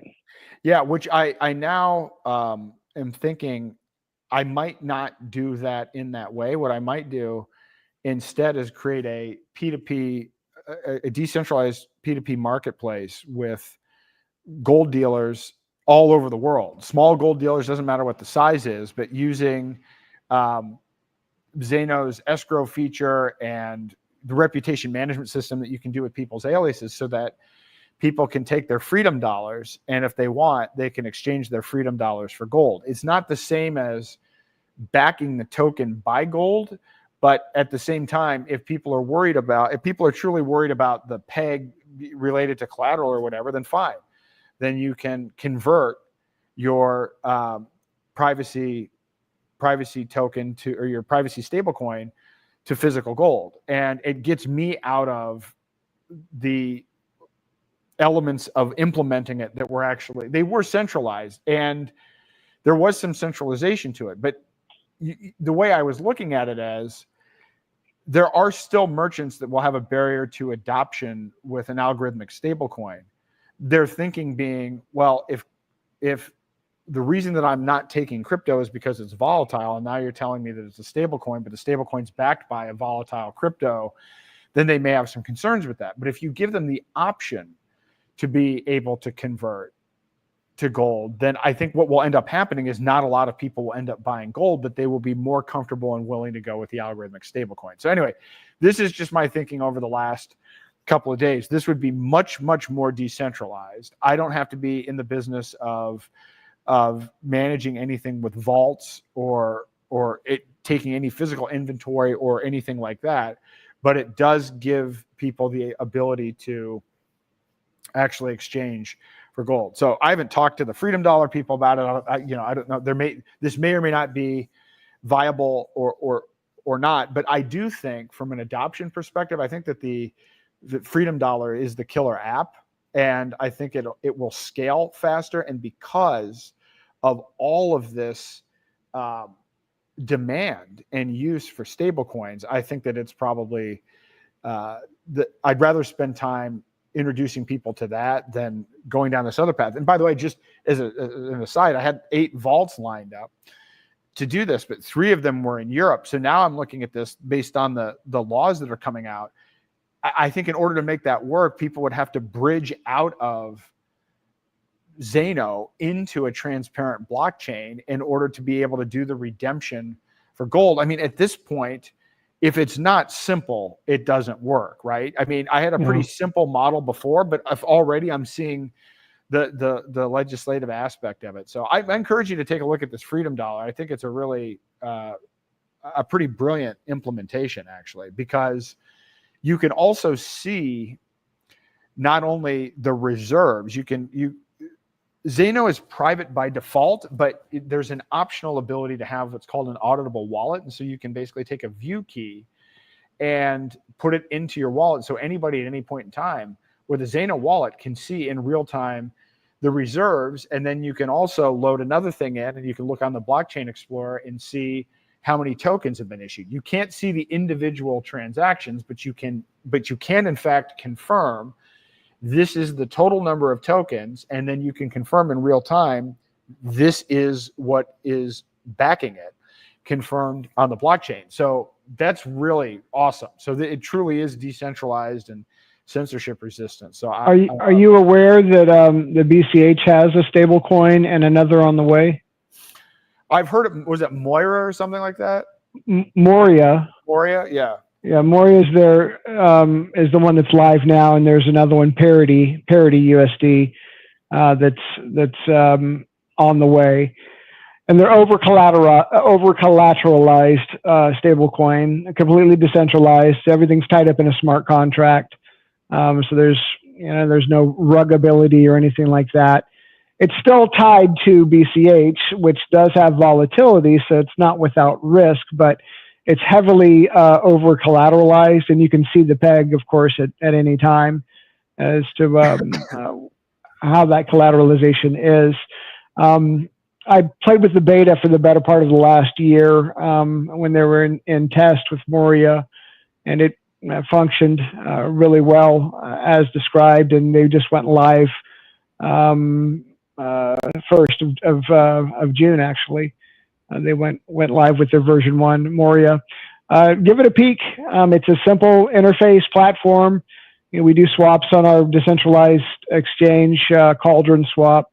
If you just want to do a simple swap for BCH to Moria, but you can also there's a loan feature as well if you want to actually borrow.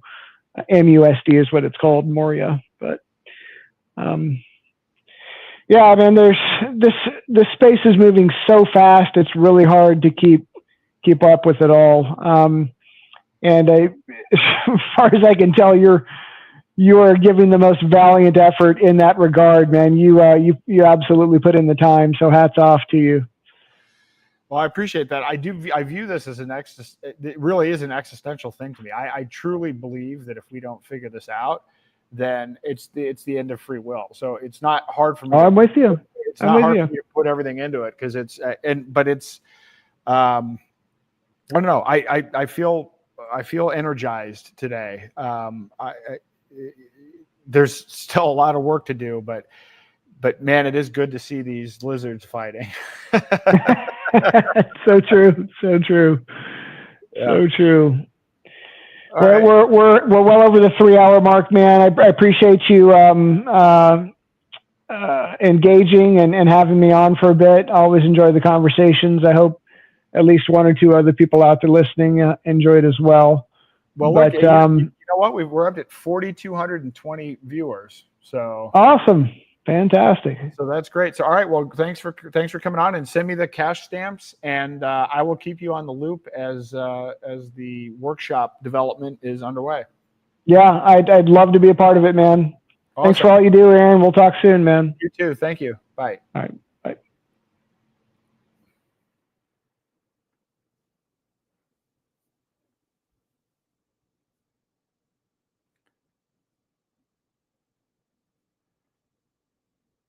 Let me see if we got a good closing thing here. I guess we'll.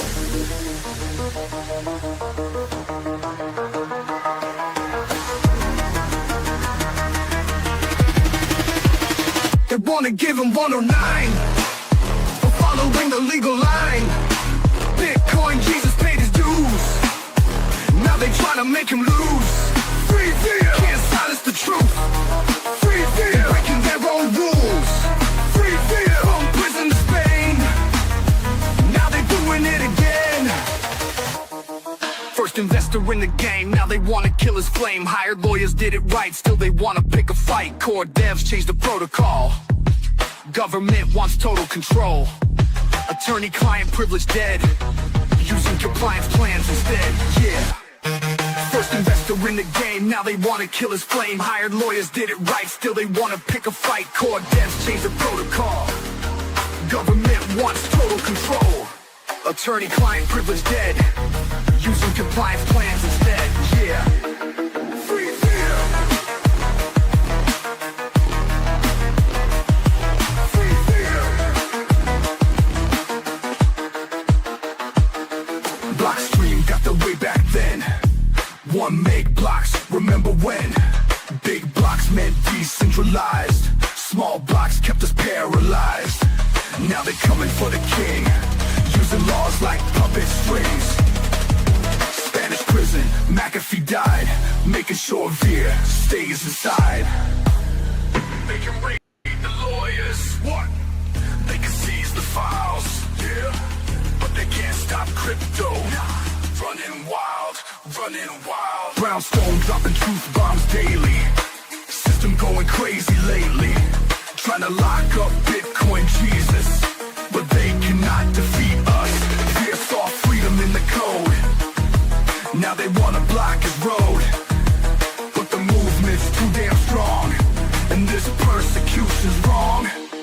Free fear. Free fear. Free fear. Free fear. Down on 9 years for following legal advice. That's not justice, that's a warning. Free Roger Ver.